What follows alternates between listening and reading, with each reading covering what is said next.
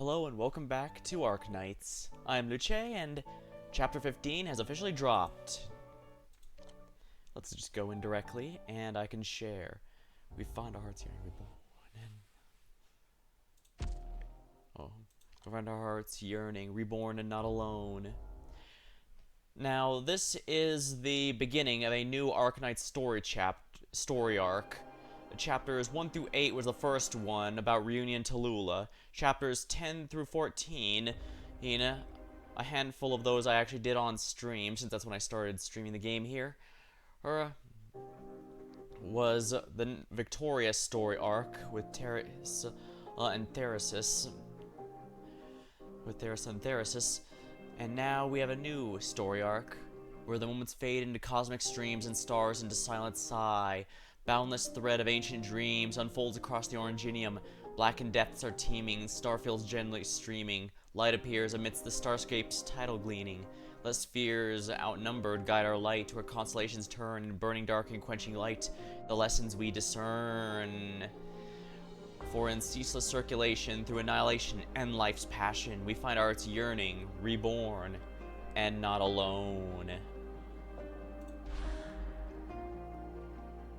If you played through 14 and found it a bit of an abrupt end, that's because the main thing about it was the Sarkaz situation and how that played out, which we did see the ending to, with Therasis taking the device and leaving after we defeated Theresa. The aftermath of Victoria was in Vina Victoria's event later, which was something, that's for sure, but it was mostly just an epilogue. Tells the silence and the last light breaking, the end of past and present, and still the hours, the of the sea trembling in harness, the end of past and present. Let's see here, end of past and present. The war is over, the future was won, and the past never had a chance, man. I believe that's a Homer Simpson quote, if I remember right, and that's what it makes me think of. The start. In the final moments, the strong Nameless walks around the battlefield to save lives, only ultimately walk towards a broken ending. The assimilated universe. The universe. How do we interpret this world? Mathematics? Physics? Faith? Imagination? We exhausted our minds attempting to define the still unfamiliar word in a variety of languages and arrogantly claimed to have mastered true knowledge. So why are most of us silent when destruction is so near? You cannot turn back from knowledge. Since we've glimpsed the partial truths of countless fallacies, it's only natural that we cannot retreat to the darkness of ignorance and ignore the advent of the end. Like the final boss of Persona 3, when man devoured the fruit of knowledge, man sealed their fate, entrusting their heart to the cards. Meaning tarot cards, I guess. I actually have not played the remake for Persona 3, by the way, and I'm not sure if I would, honestly. I mean, first of all, I probably should, because Persona 3 is a very experimental game from experimental time. It was the first time they wanted to step away from the blatant JoJo roots, if we're honest, because the first two ones were very JoJo inspired. But I guess I'm getting off topic. Let's keep going here. I'll find more things to reference later. I think perhaps I've touched the key to resolving this ultimate question. Use the language you and I created, Doctor.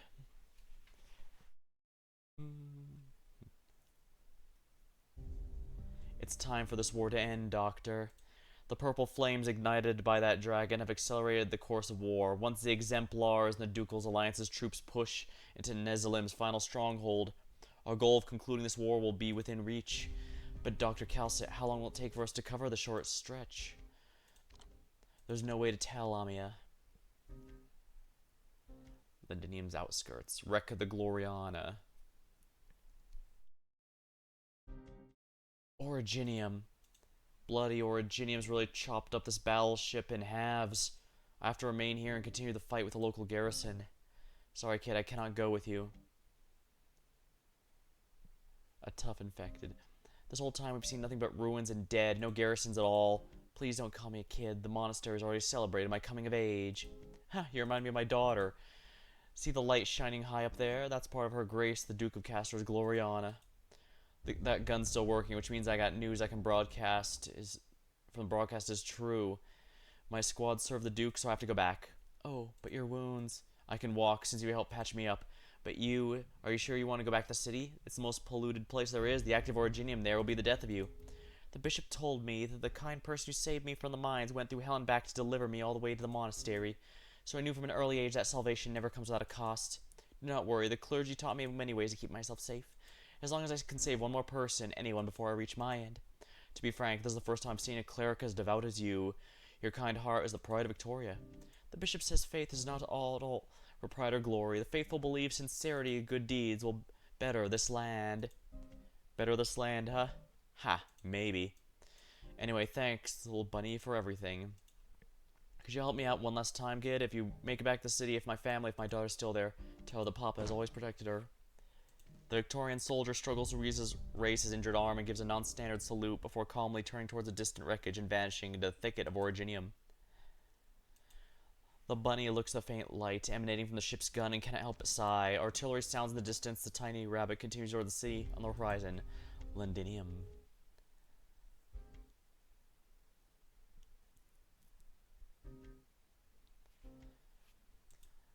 I hear the cannon fire too, Doctor. Madame Catherine's crawlers already assaulting the Nezier's front. But will the war end once we beat them? All the innocents have suffered. What will happen to them? There's no way we can save every single life in a war, Amia. What we can do is help these Londiniers and end this misery as soon as we can. And that means the Nazier aren't our ultimate problem. The nameless Londinium refuge. Mary, Davy, please don't tell anyone else this kid is hiding here. I met him at the city walls and he has nowhere to go. His parents are Londiniers, he said, and he met you two in the park a while ago. Yes? The frightened child. I don't remember you helped us. I promised to help you, but he's not you. Thank you. He'll just hide here and won't run off and make a sound. I guarantee he won't give anyone a fright. He nods quickly. I'll be back soon. I promised someone I'd find his daughter. It's impossible for me to protect you out there with so many hostiles. I'm sorry. I couldn't find anywhere better for you to settle down. I helped quite a few people here, though. I trust these children will keep you safe. The tiny Sarkaz tugs sharply on her arm, but touches the pointy originium crystals instead. He pulls back his hand on reflex. Oh, sorry. When I was with my mom and Pa, we rarely came in contact with the infected. I'll come back for you.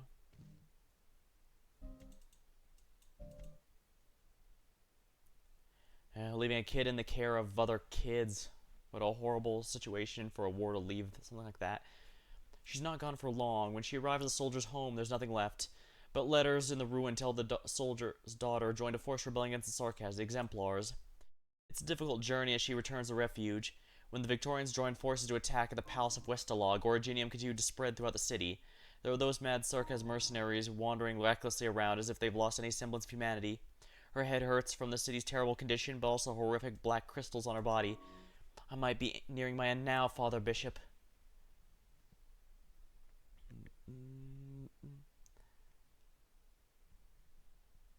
Excuse me, were you the troops who protected the people here from those mercenaries?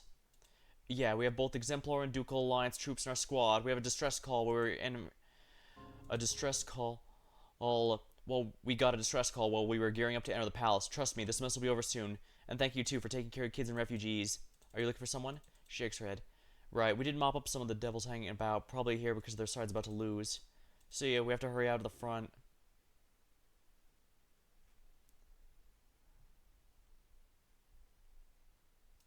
I didn't see that kid.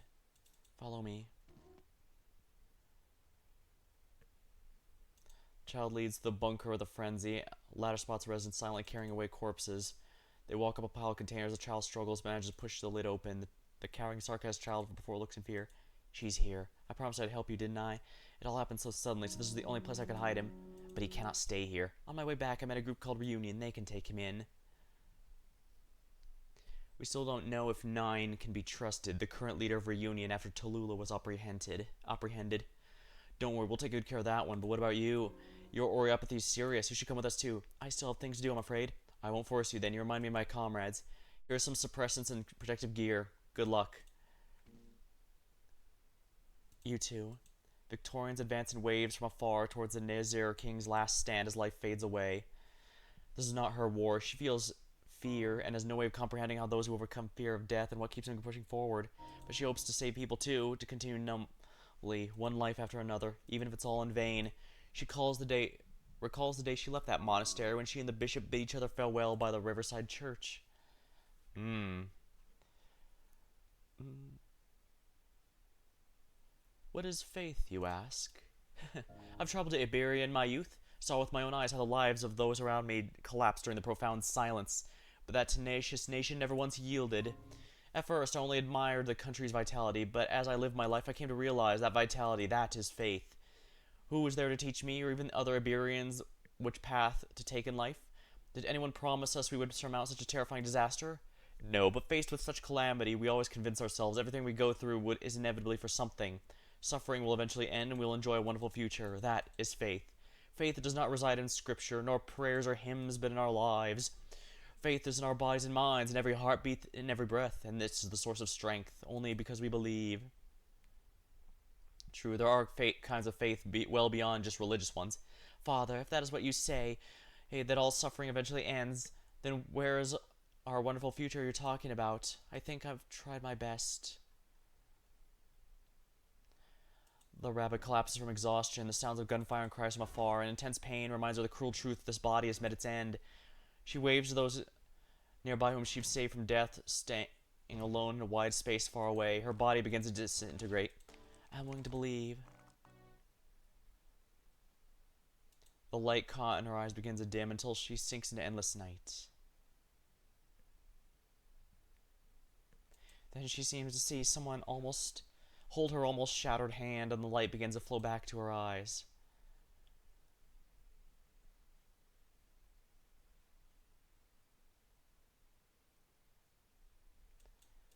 What's wrong, Amia? I think I heard the sound of an infected disintegrating again. I could almost even see her final burst of light, not far from us. We've seen this happen too often lately. Yeah. As much as people meme about the rock cancer, the story of Arcanites revolves around. That is ultimately what it leads to. Eventually, your whole body crystallizes and detonates, effectively, and anyone nearby will be infected if they intake it in some fashion, or if they get injured with it. Let's go. It's time we end this. Let's confront Therasis. Let's go, Doctor. Doctor? Cal said, a thought occurs. What exactly does status within the assimilated universe mean? What does that place we've been preventing even time from escaping? A surge of information rushes forward, trying to engulf him, but Therasis does not bulge. Right, the last chapter took place in the assimilated universe. We found out that Originium exists to assimilate all information and then keep it.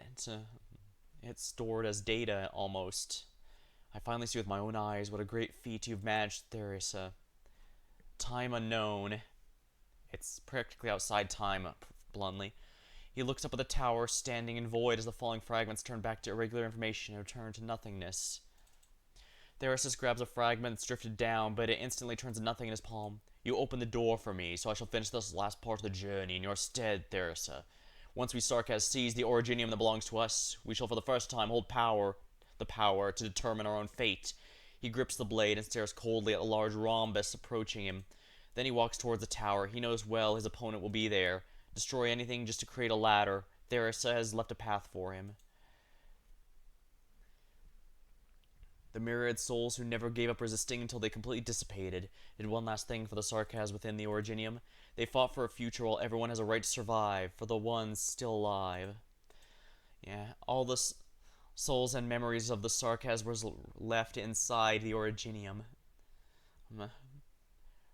And since it was like data, apparently there was ways to make copies. That's how the villains were able to make a copy of Theresa from her information there.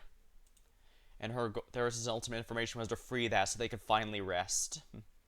Just as always, my blade will cut our path forward, and you will lead the way. I'll never break my promises, Theresa.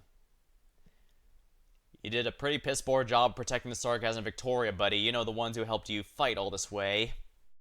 I guess that's easy to overlook when great power is up for grabs. He walks up a flight of stairs towards the top of the nearly collapsed tower. Yeah, Vina choosing to systematically eliminate his sarcasm than Victoria was a choice. I'll say that.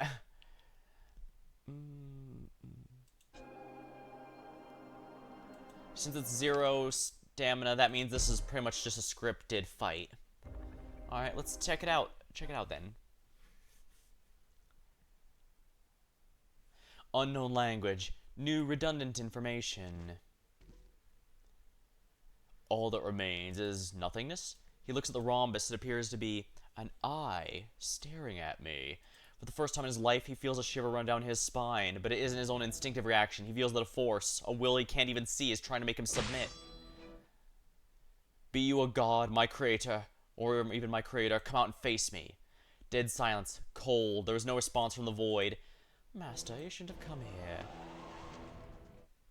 Her Highness has already made a terrible, reckless mistake. I do not want to lose another person I care about. Master, leave this place. The time is not yet right. You should not use her to mock me, O self-proclaimed creator.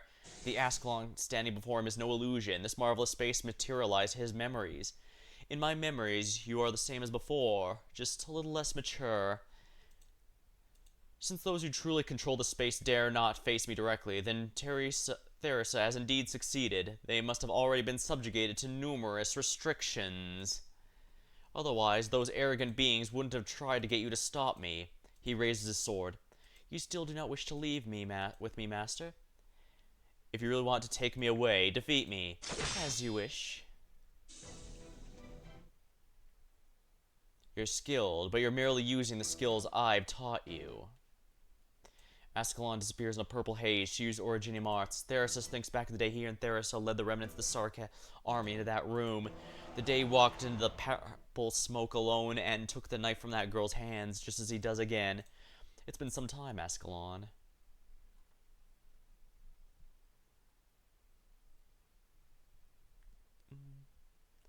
Bearer of the sword. Ooh, that blood red icon. Usually when a map is loading, it gives you the icon of the nation it takes place in. But this one, Theresis, the will inside Originium. You hide in the void, gaze upon me, trying to crush me with the memories that I treasure. What do you fear, creator? I'm gonna say it takes a lot of balls to face one's own creator, but wow, look at that eye. Rhombus up front. It really is like an eye. Whatever it is, he seems invincible, so I guess he's not facing it unprepared.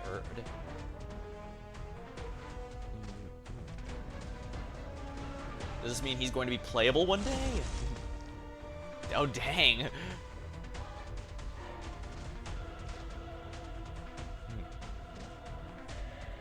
He must have used the ancient dragon smithing stones to be able to... Then again, the creator god hasn't shown themselves to him yet. Whoever it is, they're just using memories. And using... Well, for honest, they seem based off previous enemies. These previous events. Ascalon, a sword to slay the Regent King, a slayer of the Royal Ring. I always wanted to stand before you again, Master. A shame. You are not truly her.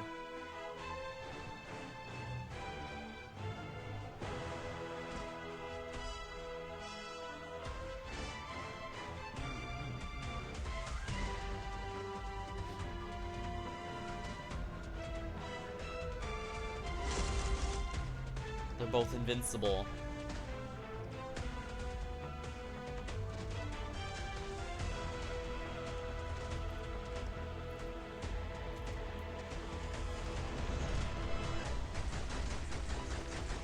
Oh, he actually is taking damage, but his skill is being charged. His shield is gone.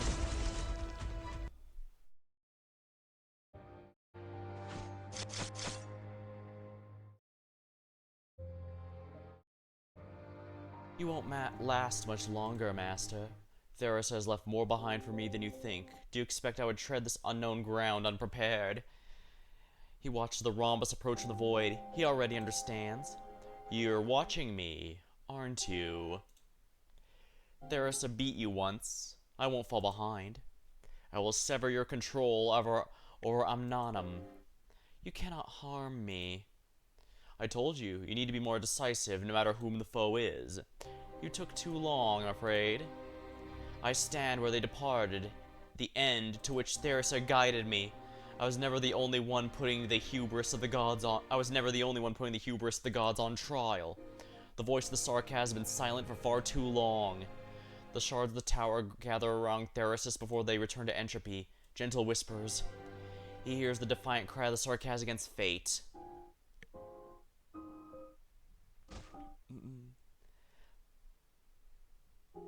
Did you think you would witness me, coward? Did you think you would witness me, coward, god who plays this game? Do you think I would submit to sentiment? You don't know me, and you don't know the sarcasm. Look upon my sword, Ascalon.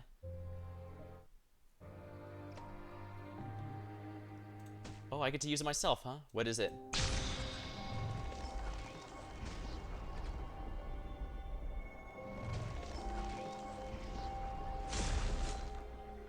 He removed her invincibility.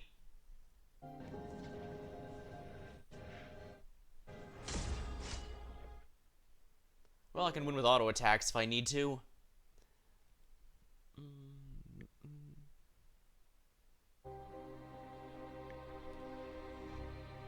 Dang, didn't think I'd be playing as the main villain of the other one previously, but I suppose that's a good way to set up for a big reveal. Or was he truly fighting this entire time?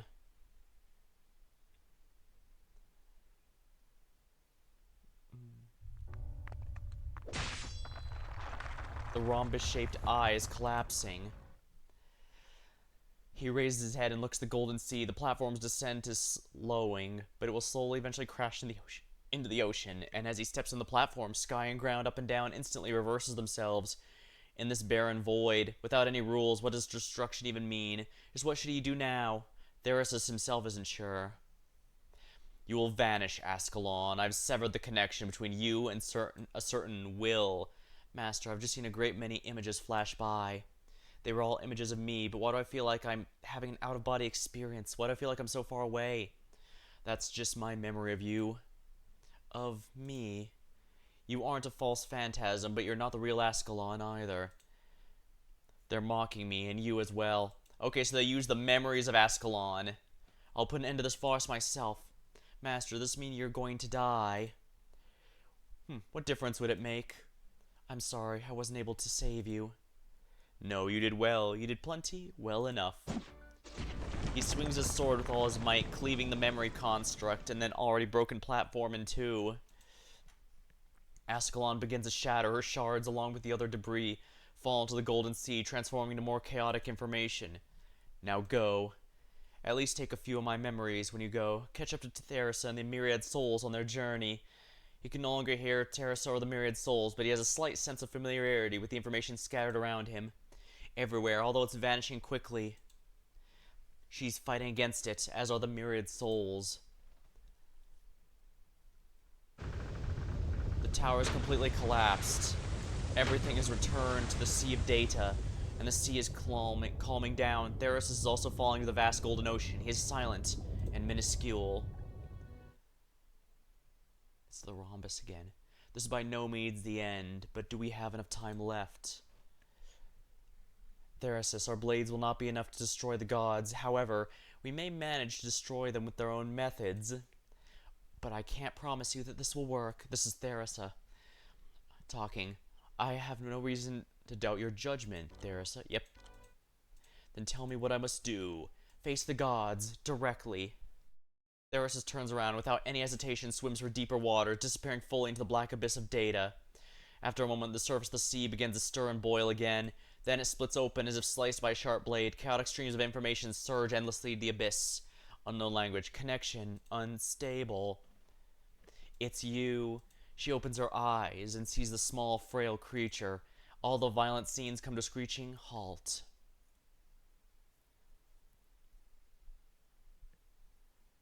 Throne room. The palace of Wessalug. Angry low moan. Ascalon does not need your help.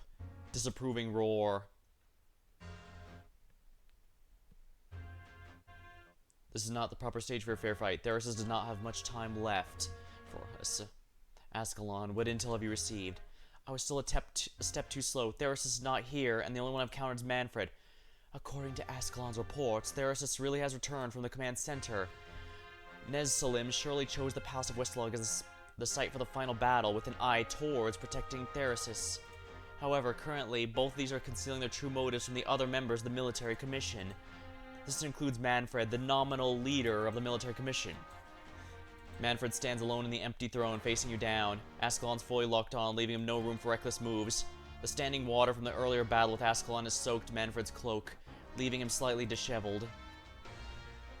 Amia, Theresis must have already captured Ananum and is handed over to Theresis, but Theresis is not here, and Manfred is unaware of his whereabouts. Doctor, do you think he went there too? To the assimilated universe. The sea of data within the first Originium. Theresis has been moving too aggressively. If Theresis reasserts himself yet again, the damage could be irreparable. Terra, as it stands now, is fully unprepared, regardless of whatever the outcome is.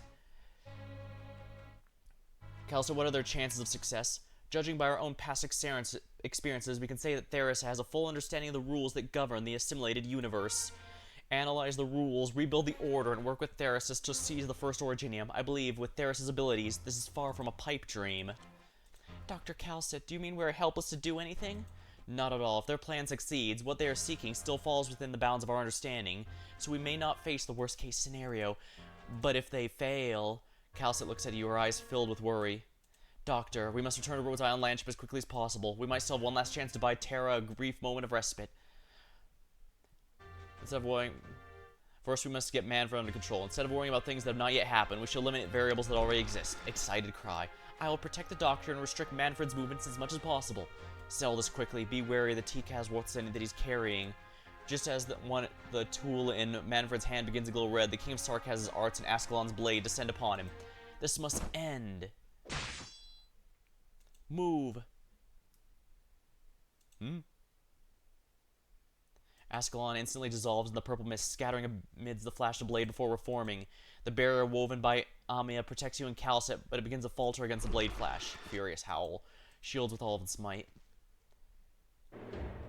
The blade's master slowly emerges from the darkness. He looks even more terrifying in the faint light. You put yourself in quite a predicament. Your Highness, It looks like Neslim is fulfilling his end of the bargain. You've come here to see me. Very good.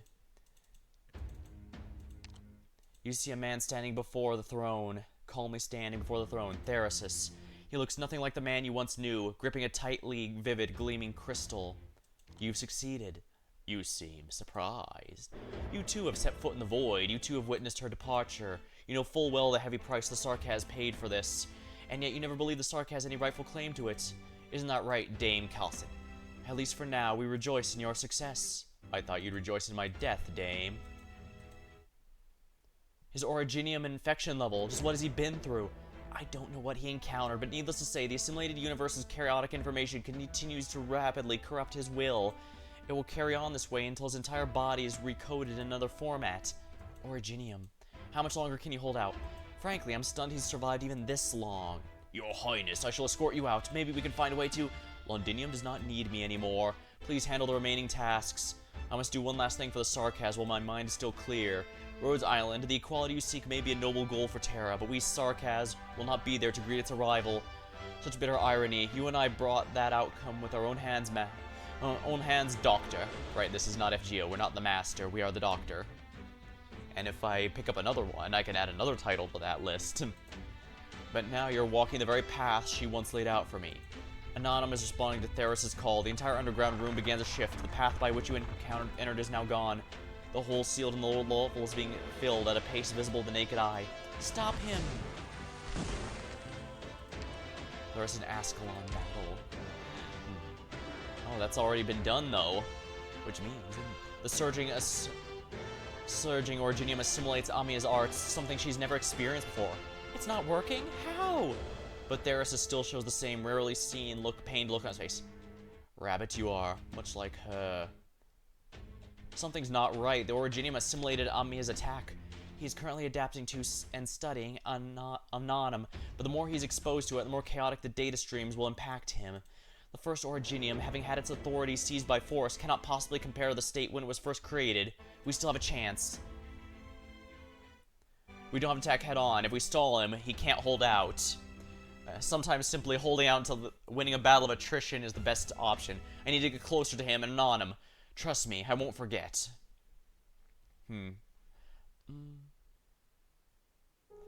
I'll never forget how you felt that moment. You'll never forget how you felt that moment. You nearly lost Amia. However, you feel a torrent of jumbled information rumbling through your mind. Time is slowing, but you can feel the Originium that you yourself control. Maybe, just maybe, you still have a chance as long as you can remember everything that happened. If you can do that, you can stop the Originium. I will do my best to carve a path for you, Doctor. Monster, do not worry about me. Protect the Doctor. The Doctor's the only person out of everyone here who can stop Anonymous. Trust me. Opens claws to protect you. The surging Originium activates the pool of dead water that was laying still on the surface of the ages. Mist clinging to your mask makes it hard to see the road ahead. However, you feel a silken thread wrap around your waist, gently guiding you forward. Amia, keep going. Right,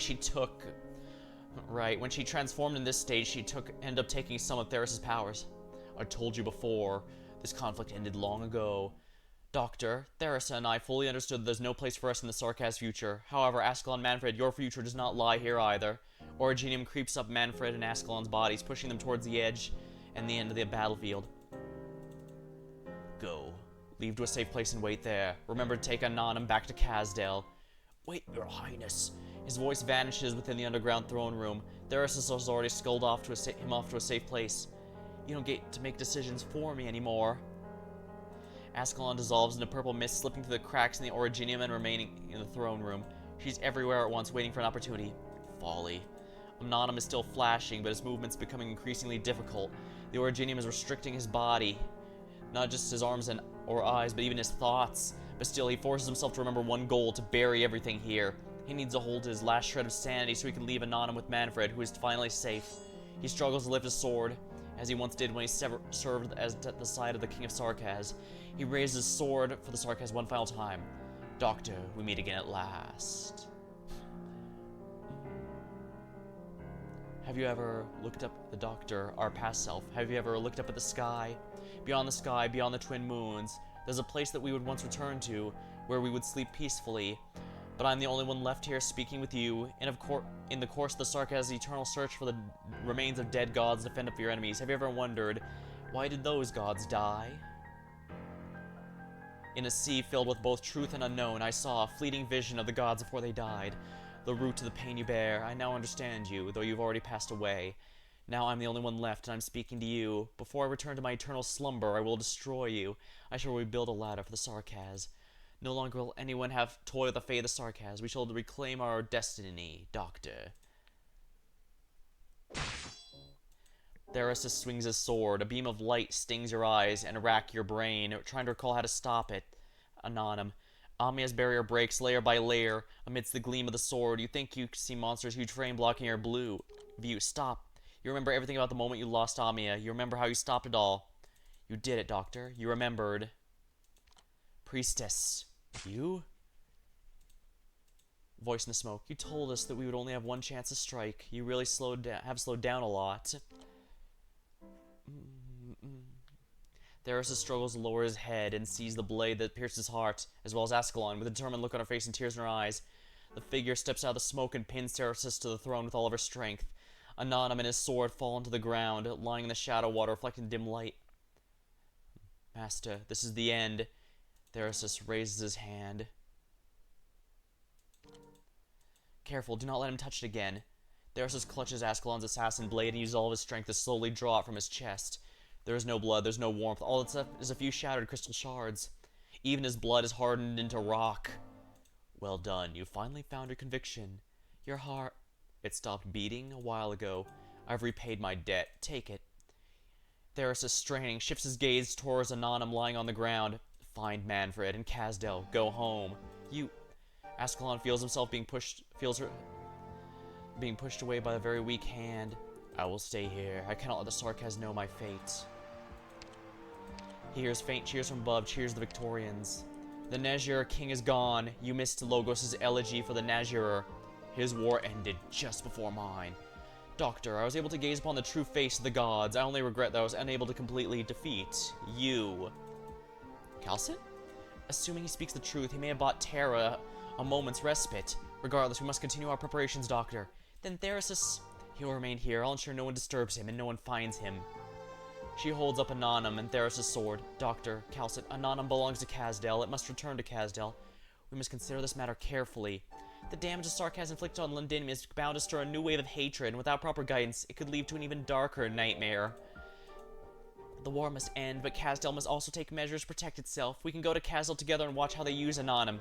This really is the best move, Calcit. There are many things we need to discuss, but not here. First, we must use Anonym to leave this place. Give it a try, Doctor. Strange, it's not responding to me. Let me try. I can feel a faint connection. I think it's responding to me. The sealed passage reopens again. Is it assaulting my thoughts? Enough. We can't just keep using this thing haphazardly. We need to do more research on its uses and dangers. Ascalon looks at the figure on the throne. In the darkness, she cannot make out his face. Her eyes are a bit blurry. I'll go with you. I'll respect his wishes. I don't need to witness his end. Ascalon. The bunny hugs Ascalon tightly. She suddenly realizes the frail rabbit she once found in the wilderness has grown up. Let us go home together. Doctor? You go ahead. I'll catch up. I'll stay here to protect you then. Monster is already staying here, and it should be sufficient. Therasis is no longer a threat. We'll wait for you outside. It's very quiet. All you hear is dripping water. You silently creep closer to the man on the throne. You do not fear death, Doctor? You don't think... You can't kill me. You don't think that way. Ha! Cough, cough. Such a prideful stance. His voice is hoarse. You're forcing yourself to speak with me. You've won my respect, Doctor. You're more determined than I thought. But you're on what is going to ultimately be a suicide mission. I never imagined you could seize Anonym. Your hero is not as the sarcasm, but... Cough. Why are you laughing? I'm laughing at you, Doctor. You know nothing. What did you find in that assimilated universe? This is my secret. You have no right to ask. I have no desire to belittle Rhodes Island's yearning to heal the wounds caused by Originium. Yet it's still so ironic. In the end, if you find the real monster is you, what will you do? What have you learned? Alas, I will not live to see that day. You and I never truly got along. And it was so then as it is now. He grabs at his clothing. He seems trying to find something. There are deep cuts on his breastplate, wounds left by Ascalon. He finally finds what he's looking for, a stone blade he always carries. Warning roar. Oh, calm down, monster of Calcit. He's just trying to throw you the blade. This is Ascalon's. Leave. You're not worthy of witnessing my end. I'm leaving, but not because you told me to. It's because I choose to. Directly below the palace of Westlug's throne room, the lowest throne in Terra, the regent of the Sarkaz accepts his fate alone. This first Victorian throne, which has been eroded by time, bears little resemblance to its original form, was moved here intact when this nomadic city was first built and became part of the foundation of the palace. The king who built Londinium said this represents Victoria's royal authority everlasting, from beginning to end. According to official records, the Sarkaz mercenaries, led by an organization called Babel, withdrew from Londinium in October 1098. However, the leader who ultimately directed this, Therasis, vanished without a trace. So the official word is that he vanished and not the truth. His ears can no longer hear anything, but the sound of ocean waves floods his brain as it did before. The voice of the assimilated universe, an endless stream of information, crashes into his consciousness. It's frenzied and unclear, beyond his understanding. Therasis has very little time left to think. His final shroud of consciousness surrenders the vast sea of data. It comes to rest beside a lonely monster. The ugly Tikaz, wearing a black crown, walks out of the silvery mountains. He looks up at the vast sky, the eternal starry sky, the wild primal continent. From every corner of existence, countless lives look upon the earth and stars. They all gaze up at the same universe. He's not lonely. He feels more calm and peaceful than he's ever felt in his life. At last, I see the past as you once saw it, as well as the future. He wants to say more, to call that name, but he can no longer speak. He's completely exhausted, but as he prepares to close his eyes, a faint white ray emerges from darkness. We insist that you know the parting words she left for you, a familiar voice. As Theresa left with the myriad souls, she heard your voice among the many who called out to her. Our time is finally at an end. Goodbye, Theresis. He strains to open his eyes. His field of vision grows darker, but he recognizes the figure in white some time ago, as soon as it first appeared. Goodbye, Theresa.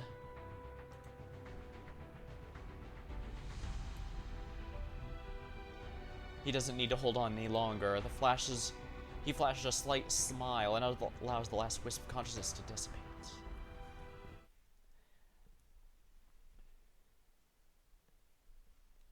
The light dispels the darkness. The light brings forth the darkness. When light pours into his eyes once more, time seems to have gone backwards, the moment before the collapse.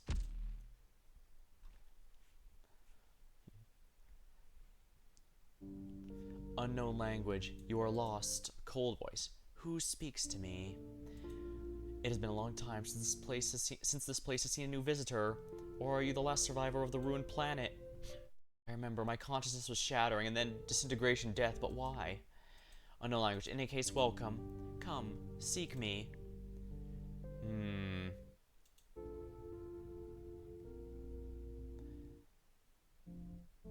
I remember a hand reached out to me before I died. This place, the cottage who should have perished and returned to Terran soil, looks around in confusion. She's never seen a place like this before. The light falls upon her and she feels warm. Where are we? The land beyond death? Home of the gods? I doubt it's the Laterano god. The angels from Laterano work for a machine god. Funny as that sounds to say out loud. Doctor, the new adverse combat difficulty is available for the stage. Enter it. You can directly enter to begin. This way only standard required combat will be consumed. Upon completing, the corresponding standard will sync up and first clear. Oh. Was this an update they made, or did when I cleared cache a while ago, did it reset this? Simulation points. Oh no, this is new. Operation start.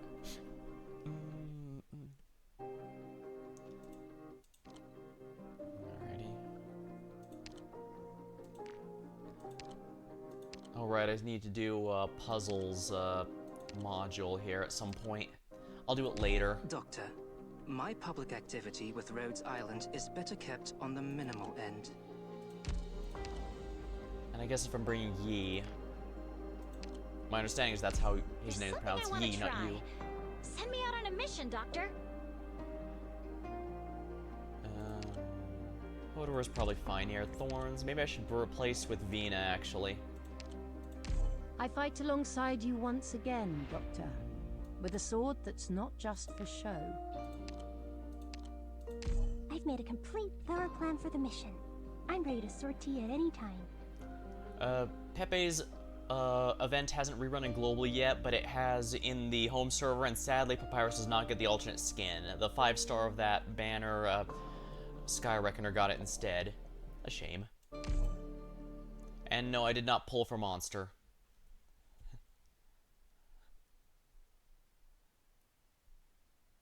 So I've got only one chain medic that I'm going to be using.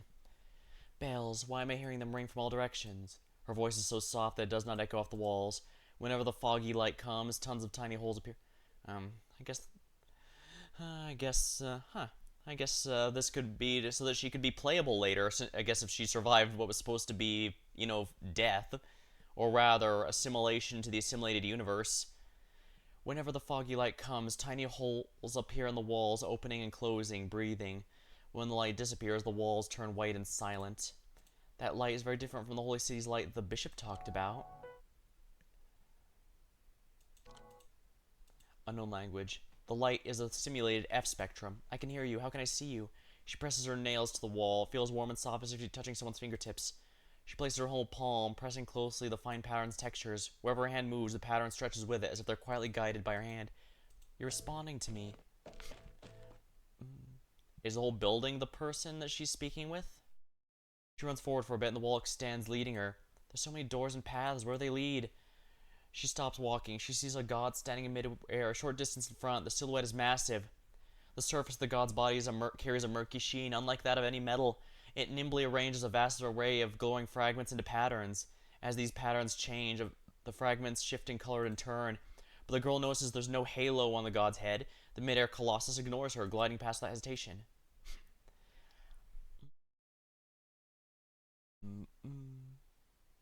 It's a machine. Mechanical life form. Another similar being approaches and stops in front of her. Music. It seems to be asking her a question. I don't understand what you're saying. The god is quiet for a moment, switches to its own language to another one, continues talking. Unknown language. Your use of language is primitive. The god extends its supple limbs to cover her head, and the goddess nervously shuts her eyes. Unknown language. There's no need to fear. I'm analyzing your brain and will upload it. Anseta. Language. You. Sufficient to communicate. Not yet. Vectorized. Extrapolation. Dedication. Language. Temporary adjustment. Resonance. Necessary. I can't understand. Can you understand me? Indubitably. Are you God? The goddess nervously asks the question that she is most desperate for an answer to. God. Question. Definition. Necessary. Bishop says God's the embodiment of law and Lord of the Holy City who protects the sick and nearly departed. But these things he said were never recorded in the history books. Or say, God, not necessary. If you aren't a god, then who rescued me? Why have I been brought here? Or is this kingdom come? Are you here to guide me to that kingdom? Questions, too many. Resonance, lacking. Communication, insufficient. Ray, disorder, partial answer, show you. The being that calls itself Ray Distorter uses its limbs to draw a window in the air and drag it to the nearest wall. The image in a porthole quickly fades from view. A pale, eerie light wells up from nowhere, flooding the window. The image sharpens. She looks out this window. Ooh, what could we find in this mysterious place? Oh my, they're in a space station or some kind, maybe? A shattered sphere floats in the expanse of space, dotted with countless stars. It's frozen at the moment of death. All the past that have not yet had time to be told shatter into dust and are cast in the frozen void. The dust particles find each other and circle around their former garden. They clump together to rings that float in air. The goddess girl and Ray Distorters sail atop the dust rings into dead silence. We see sail, salvage. You shudder, fear? The faraway things, the twinkly things, they look like eyes. It's really scary. They're like stars, but they feel alien to me. There's too many of them. They are too close, too bright. You are not scared? Fear is unnecessary. Fear, too limiting, inadequate to describe. The goddess looks through the window and sees the tiny holes that appear to the walls of the ship. The white light appears somewhere far in the distance. It starts glowing and growing until it covers the entire window. The blinding light caresses the surface of the land of death, covering and hiding everything from would-be watchful eyes. She looks directly at the light as the fear is continually invading her heart, a fear she does not understand. It's the pale light of a dying star. A dead planet still orbits that star, and the great ship clinging to the star ring must endure its light, and its wailing again without end, and again without end. Sea, yes, only grave, no holy city, only cycles, only laws, no gods. Universe, welcome. You traveler, name? Herda. I don't want it started, but the nickname that clerics used to tease me with became my name. Here, Erda. Ooh, can we play as Erda at some point? Then again, not all major story characters become playable. Like Therasis was never playable, and unfortunately, this is one of those games where a character dying in canon means they can no longer be playable. So sadly, we can never have Therasis. Administrator permissions confirmed. Unlocking restricted access. PTRS repaired audio log 422. Access restrictions unlocked. Date unrecoverable. Play log, underdeveloped area, subject, Calcit. The dust has settled in Londinium, but peace in Victoria seems dim. How much time do we have? I know you're listening, PRTS. I need you to do everything you can to restore monitoring the cradle process in the middle deck's underdevelopment area, and prepare to grant closure access to my permissions. Authorization Abyss, thank you. There's a lot left to do. How will I manage myself? Playback finished. Erasing access log. Log has been erased. 321. Administrator, do you want to unlock the next classified log? Operation confirmed. Unlocking next log.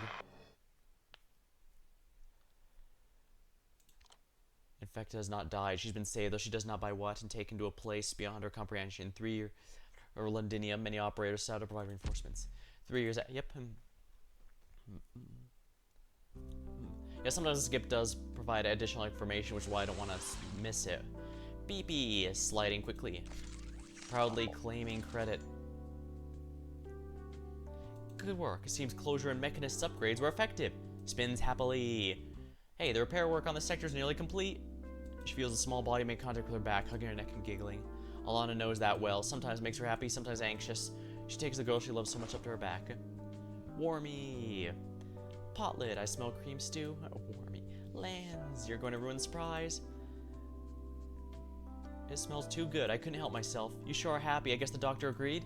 Yeah, I saw there was an opening for volunteer work at the Ribbon Billeton office, and I signed up as soon as I could. The food I cook now can't cure a miner's oripathy, sure, but Rhodes Islander friends can, and I can fill their stomachs. If Savage and Ray hadn't vouched for me, the doctor might have rejected my application. Well, it's my responsibility as your guardian to accompany you, obviously. Savage and Ray are with me, no worries. But even when I'm not around, you have to eat, Lands. I've left a full week's worth of soups of the day on the kitchen. All your favorites. All your favorite flavors. That my colleagues in logistics will keep an eye on you for me. Haha, you're the boss, Potlid. But will you really be able to stand leaving your friends? Exaggerated nod. Yes, the BP's also a good friend of mine. But lots of people know I applied to serve as backup in this place or that, so I'm not about to fall behind. Everyone's looking forward to touring our new home after the mission's over. Lance, you promised me Rhode Island's gonna look even more beautiful once the renovations are done. Oh, of course, I looked at Closure's blueprints before. Oh, also, I was already brave enough to say goodbye to my family and set off on a long journey, just like my dad did. Lance, you wait for my return. I did build Warmy, but that's largely because she's one of the few, Rabbit Knight units. Unfortunately, there are no rabbits after released in the game after Ray. Even in the 6 months future clairvoyance we have to see at the home server, there are no more rabbits. So that's why I'm not even bothering to use them here. Pretty much everything's gonna revolve around how well can Ray carry. A giant cookie. Is this from Kyobi? Maybe I should have chosen Rat Knights. Zalix actually have a decent selection of units, including Dorothy for a more interesting choice. Lots of preparations getting ready to head out. Lots of preparations getting ready to head out to support Post-Scott cookies. You gotta eat good when you're traveling. Kay really was firm with me on that. I just wonder if she's gonna end up eating most of the cookies before she even gets to share them. I set up with Vulcan to bake a batch of them as quickly as possible so Kay could pass them out to all the operators on field missions. When the time comes, I'll have Sonia go with Kay to distribute them. Why? Forget it, I'll just drag Leto with me. Aha, I'm fine as long as you give me the honey drink you owe me once we get there. With a drink in my hand, I'm at your command, General Zima. What a headache, all this talking to people shit. This is Natalia's work. But Rosa cannot be everywhere at once. She has specific plans to go over with Amiya too, you know. This trip's gonna be more trouble than usual. After all, we're going to Ursus. In the bear language. Or did you give the task of planning with Amiya to Rosa because you were afraid you couldn't do it? Who said I couldn't? It's just Ursus, the place they all left together. So much time has passed, Zima believes they're ready to go back and face the place once more. Gummy, what's wrong with your hand? Nothing, Zima. It's just a little sore is all. We had them baking too many cookies. The bakers in the canteen got worn out. Even Kay, waiting right outside the door, got dragged in to help like a good girl. Don't worry about me, Zima. She wants to fill the... These are the operators who took good care of her is now leaving home. I feel the same way. We'll do our part as well. Anyways, Natalia needs to go spend some time. Need help? Count me in. Hey, Durnar. See, little cub? Look what I can whip up in the kitchen. Instructor Durnar, the doctor showed me your application. I took the liberty of applying to travel with you as your guardian. Truth is, the doctor was too worried about sending you back. I'm worried enough myself. Zima, welcome.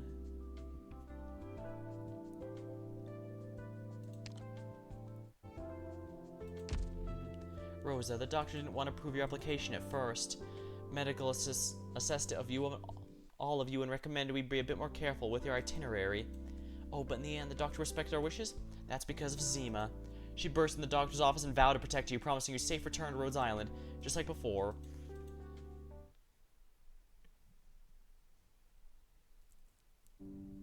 I kept them all alive, and Chernobog, I got us through it. This time's no different. This isn't just about your safety. This encounter with Ursus will be very different from before. Natalia and I have worked it out. If we operate under our family's Rostov Industries, we'll have an easier time moving about. I'm not worried about your status. Rhode Island always has ways to deal with that. Hands over the medical report. Your assessment says you're not fully prepared yet. There are other logistic tasks you can choose. There's other ways you can help. We're all nervous about going back, but we can't keep hiding from it. This isn't some journey home for self-healing. We looked over the risks and volunteered it because we thought we were a good fit for operations in Ursus. We called Rose Island our home a long time ago, so I can guarantee I'll bring them back home safe and sound. Sonia has always been way braver than me. As far as the details of our collaboration with Restov Industries, I appreciate if Dr. Calcent and Doctor could take a closer look. I believe this will only be beneficial to our operations. Consider it done, Rosa. However, I still recommend that you conduct any operations Chernobog for now. Urs is still patrolling the area as closely as ever, and our identities are still an issue. We'll stay in contact with the ship. There's many aspects in the assigned operation that will be up to you to assess. Have a safe trip then, Rosa. The ship will be sending additional logistics and medical staff to accompany you, not only to your support operation, but explore the possibility of establishing a permanent office in Ursus. By the way, someone else came to me after your travel plans were announced. She hopes to join you. Oh?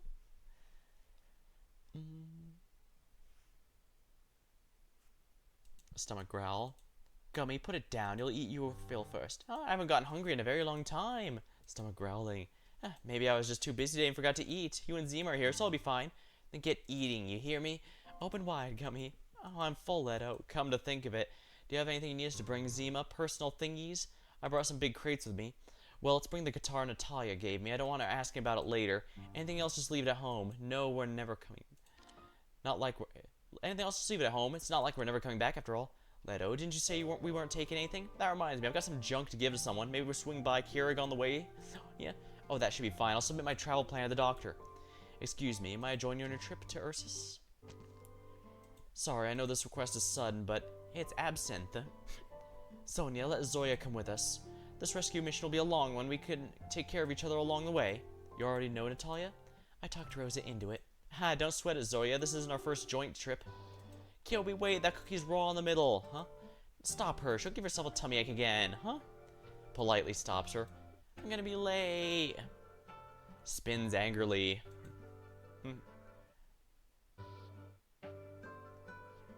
Kay made so many cookies. The cookies should go to very good people. Lots of wonderful people are staying out on a journey. They took good care of Kay at home, so Kay wants to make sure they don't go hungry. That's the deal.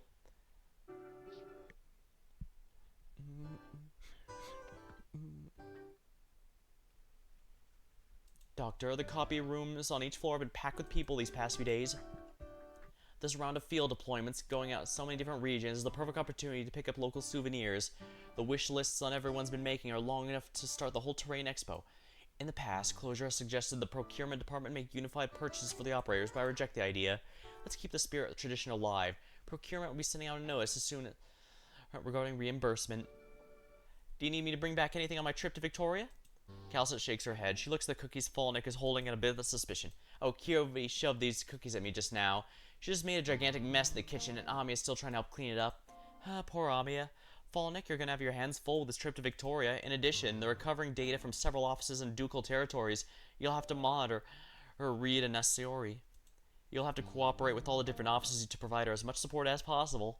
Yeah, the Ablana event has already passed, and it is certainly impressive just how many hoops they jump through to make Ablana playable, because she is really not.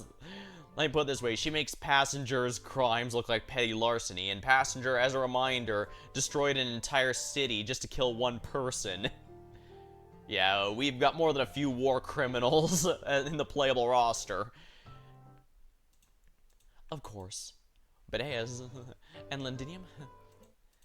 Let Heidi know we are temporarily delaying our return to the ship for debriefing. Ever since Londinium's parliament restored contact with the outside world, it's resumed collecting messages from the coronations. The intelligence network that Heidi's been cultivating is extremely important. This is also why I'm extending you to provide support. So overall, things aren't that great, huh? I'll pay close attention to all of this. Falnick, you need to take it easier. What? You have a habit of overloading yourself. I saw your itinerary. You're stretching yourself too thin. I deleted the few of the tasks. Try not to dwell on things you fear, and don't try to force yourself to take control of them either. Falnick, I never expected you to be like your mother. Or me. Well, I mean, she is your apprentice. What do you expect? I don't support encouraging those who've experienced suffering to forget the hatred and violence they've endured. If we want to build a better future, we mustn't surrender. Try and slow down your pace. Wanting to have more control over your life is good, but getting anxious is tantamount to self-torture. It's a long road to Victoria, but I need you to remember the smile you had when you first walked in this room. This is my one and only requirement for you. I'll remember that. I'll pick out a souvenir for you myself when I get back to Victoria. Farewell, Doctor.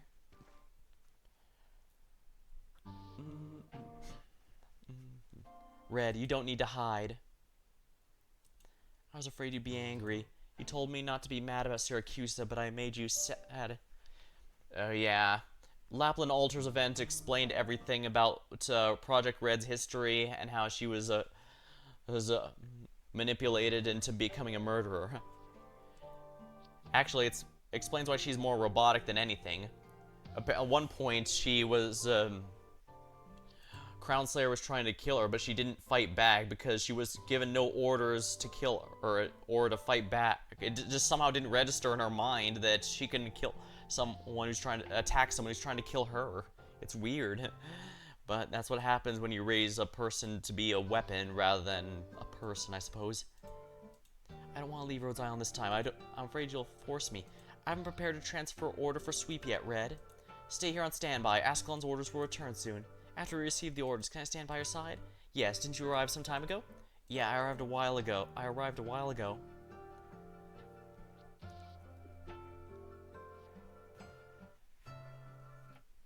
Aunt Gemma and Mum prepared these canned golden radishes for me to hand out to my colleagues. Sorry, there might be a few too many of them. Should we store them in the kitchen first? There's a veritable mountain of cans here. I'll leave them with you. All this stuff happened all of a sudden. It's been too long since I've been home. Mum's stockpile of canned goods getting out of control. She's just keeps dumping them on me over and over. Didn't you tell me they were prepared specifically for our colleagues? Ah, yes, right. Anyways, I'll decide how they're used. Doctor, I might trouble you to distribute these to our colleagues when you see them. Warmy's on a tight schedule, so I don't have time to do it myself. Right, the 2 cans with names on them. I saved them for you and Amia. Don't give them out by mistake. They look more or less the same. Of course they're not the same. Alright, I also need to make 30 cans on my own trip. For your own supplies? No, as more gifts. Wormy and Ray have an old friend, Jerry. Ever since he married Kara, his career's taken off. I saw the last photo. His family's been blessed with quite the litter of kids lately. Wormy made plans for us to stop and visit them along the way. They mentioned this. Time really flies, huh? And we haven't really changed much, huh? Amia sure does seem like she's matured a lot ever since she returned from Casdell. Please take good care of Wormy and Ray, and take care of yourself as well. And well, with the situation in Billiton, I'll be sure they're cared for. Still, this field assignment covers a wide area. I'm afraid it'll be quite a while before I can sleep soundly in my own bed again. Don't worry, Rhodes Island will wait for you to return. Righto. Keep the lights on for me, Doctor.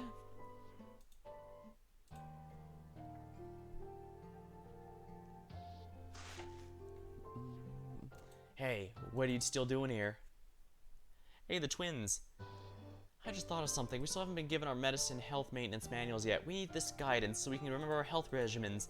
I mean, this is going to be a long trip ahead. Abroad. When will we all remember to eat our meals and take our medicines? The medic operators will take care of that. Are you worried about it? Oh, we often do forget to take proper care of ourselves. You yourself, Lava. Don't forget you forgot to take your food rations with you sometimes, right? Whatever. Then there's the other members of A1. The squad's going to be taking on some dangerous tasks. Croods has to go on long trips by herself. Will they all be okay? Enough already. We'll quit treating them like children. We've been at this for so long. We're adults already. I know, I get it. It's why we all have alters, alternate form of ourselves. It's just that leaving a place I've spent so many years, day in and day out, and not knowing when I'll be back, it's a lot to take in. I just feel empty on the inside.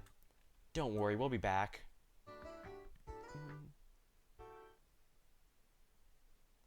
Rhodes Island's dealing with some stuff right now. I trust the doctor, Kels, and Amia can handle it all.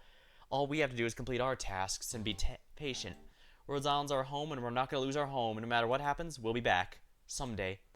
Roy, we'll be together again. I certainly hope that is not ominous and everyone's going to be dead. That would suck. I already died in Lost Belt 7. I don't want to die here, too. Your body temperature hasn't come down. It seems like the old cocktail drugs is no longer working. However, your metabolic rate's not been impacted. After the concentration of old drugs in your bloodstream goes down, I'll administer new ones. These new ones will decrease your pain, but don't worry, I'll up your pain meds. Alright. Are there a few new empty beds? They've left yesterday. Don't worry, they've been transferred elsewhere for managed temporary treatment. By the way, some people left notes here for you. They're in your bedside drawer. Your condition's unusual, so we should keep you in a controlled environment. Staying here with me under my observation is the best option. Okay, thank you. What are you looking at, Chloe? Oh, there's little circles on the ceiling that keep spinning. Looking at them makes me feel safe. The crystals are still interfering with your vision. My next surgery will be an attempt to remove them from your retinas. Every time I stare at them, they look like they've crept just a bit closer, like they're talking to me. Can you hear them? Their sound. It's like the old bell I used to hear. You mean the one you told me about before, the bell tower from the homeland? Well, we know Originium is specifically meant to be he is saving data. There's more than just one bell tower. I was on a quest to repair all of them, and they haven't repaired quite a few when they were all destroyed by cannon fire. I reached out to the operators we've got in Victoria. They all looked into it for you. The town's been rebuilt and the locals repaired that old bell. Oh, that's great news. Now the bell's tolling, life can continue on. Quite a relief, isn't it? Warfarin double-checks the instrument readings, then injects the prepared medicine to the IV system. The buzzing of instruments mixes together in the noise of the IV system and Chloe's occasional gasps of pain. Doctor, how many types of medicine have we tried over the last 3 years? Let me worry about that. All your vital indicators have been specialized. That's what's really important here. Before I contracted Oriopathy, I often cared for infected soldiers in the bell tower. I know exactly what it means when the crystals start spreading across your skin. She tries to move the muscles in her face, but tiny spikes embedded in her skin twist her expression. Her wounds split open. Bright beads of blood seep out. You see, they won't even let me smile anymore. As a doctor, I cannot guarantee outcomes. I can only promise that every medic will provide you the best possible care we can. Thank you, Dr. Warfarin. I just miss my hometown.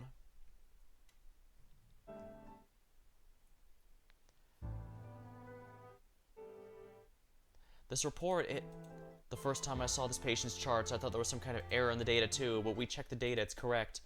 By that logic, no patient with this highest cell Originium's assimilation rate should be showing any signs of life. It goes against everything we know about Oriopathy. And yet the Originium is keeping the patient alive in a way no one could predict it. Interesting. According to operator files, there was a similar thing with Ifrit, where she has a higher Originium absorption rate than what should be keeping someone alive, and yet she's perfectly fine, but Ifrit was basically an artificial creation from Rhine Labs, so she's an exception among exceptions. A mad scientist experiment, which is also why Silence is so dedicated to protecting her. But this is the first time it's happening naturally. Some of her internal organs have completely crystallized, but they're functioning more efficiently and stably than previous ones. I haven't figured out what's causing this yet, but based on the data, the more her infection progresses, the healthier she's getting, and the more pain she's in. We've never seen a case like this before. This might be some kind of new mutated form. If we can make some sort of medical breakthrough while administering her treatment, maybe these people we rescued can bring a few miracles to Rhodes Island. The ones rescued from Victoria. In the name of a miracle.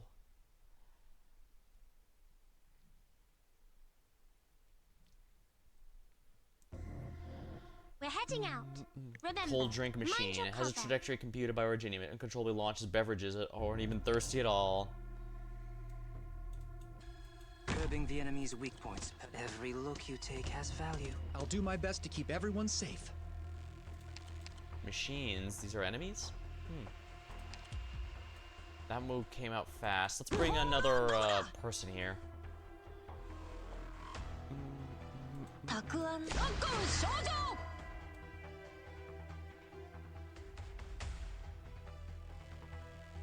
No, that's someone else here. Got the situation down crystal clear. Does that fire at aerial targets? No, it does not.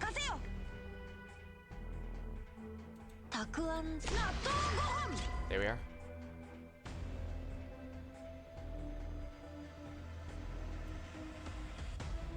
Hoderer, you be our last line of defense if anything goes wrong. Spoiler, everything is wrong is going to go wrong. My blood is triple flames. Scorch Oh yeah, that's right. This is the first chapter where enemies actually do, in fact, have elemental resistances. It's not much. More specifically, they have build-up resistance.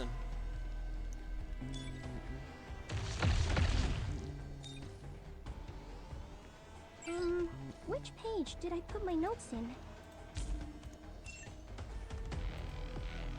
Wish I didn't. When were the seeds of this tragedy planted?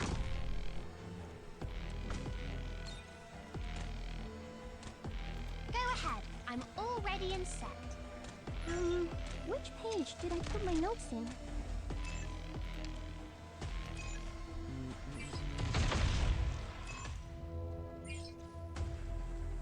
So I guess I could do this here. So long as you're here, have some hot. Oh no! I can't find it anywhere. You know, it wasn't easy learning it. Within expectations. Some of these are actually quite fast enemies. Oh no! I can't find it anywhere. Triple flames! Scorch the heavens! But furnace! How did the rest go? Who cares? Won't affect my flames! Who cares? What if I Mission accomplished. Seeds are now in the field. Another season full of hope. Auto deploy is now available. Wonderful.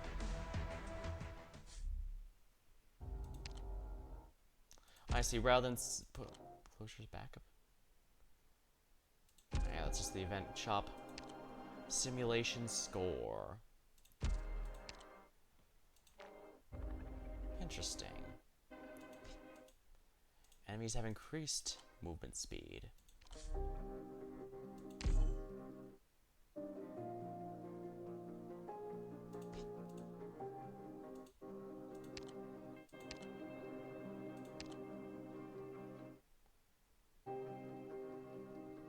Yeah, these will go, new enemies appear.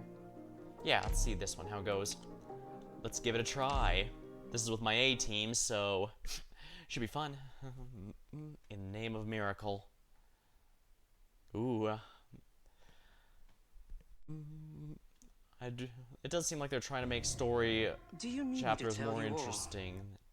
You seem like a pack of children at a holiday camp. Then within expectations.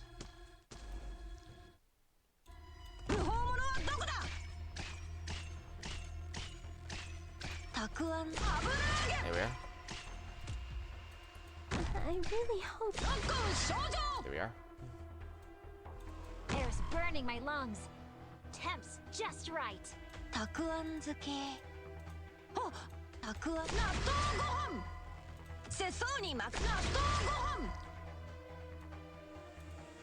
You'll get what you Gotcha deserve. there.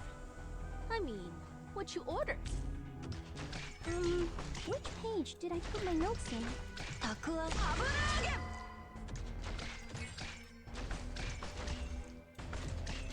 Same battlefield, different days. Don't make any more noise. You know, step right up and taste Yeah, this my is the fun fireball part of power. chain casters. I should have faced her the other way actually, but yeah, Page did I put my easily notes in? easily healing people outside the range. Sadly, it takes a bit of setup, but thankfully, Blaze continuously damages herself, so she makes a good beacon. Either.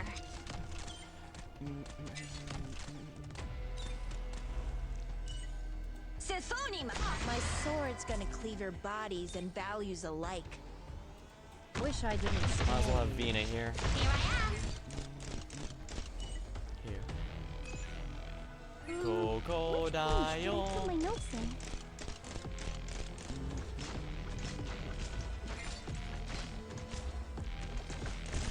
No, That's interesting. it wasn't easy learning original Mart's automation either. Would any of you like to be my paint? Better run faster before my fire swallows you whole. There we are. Easy. Thank goodness everyone's all right. Your quick thinking was the key, Doctor.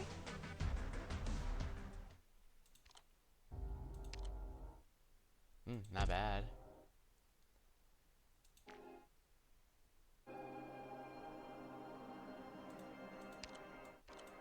So I only picked up 2, eh?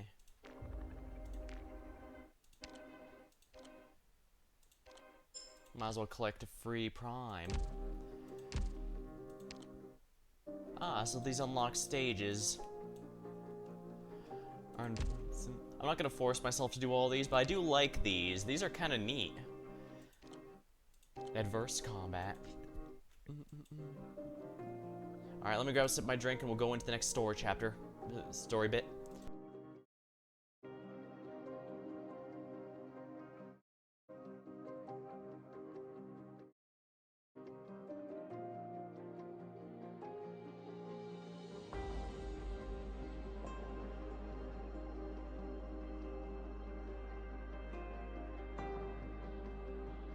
And yeah, I know I shouldn't be bringing Vina, even if we can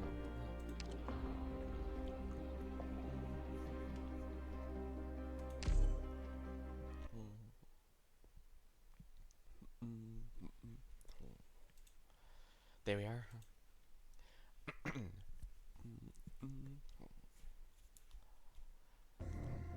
Let's get this over with. Let's see. Our self-destructs when there's an operator nearby dealing with War humans. never changes. Be ready at a moment's notice for the info I send back. Every expression you make is an opening.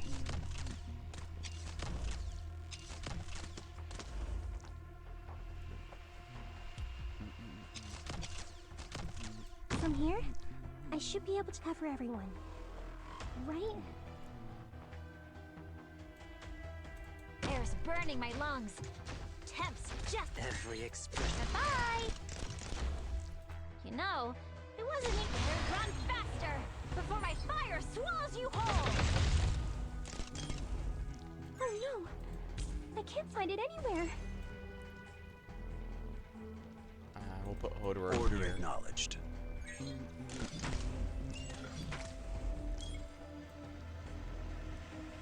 Ah! The DM pennies!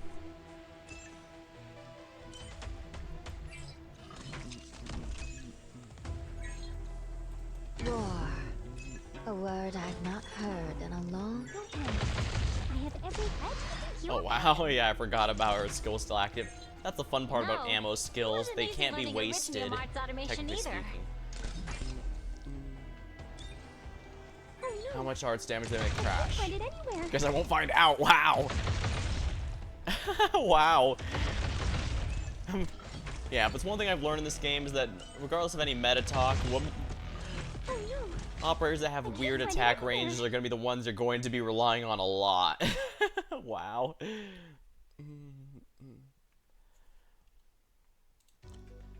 Function abnormal. Preparation dismantling.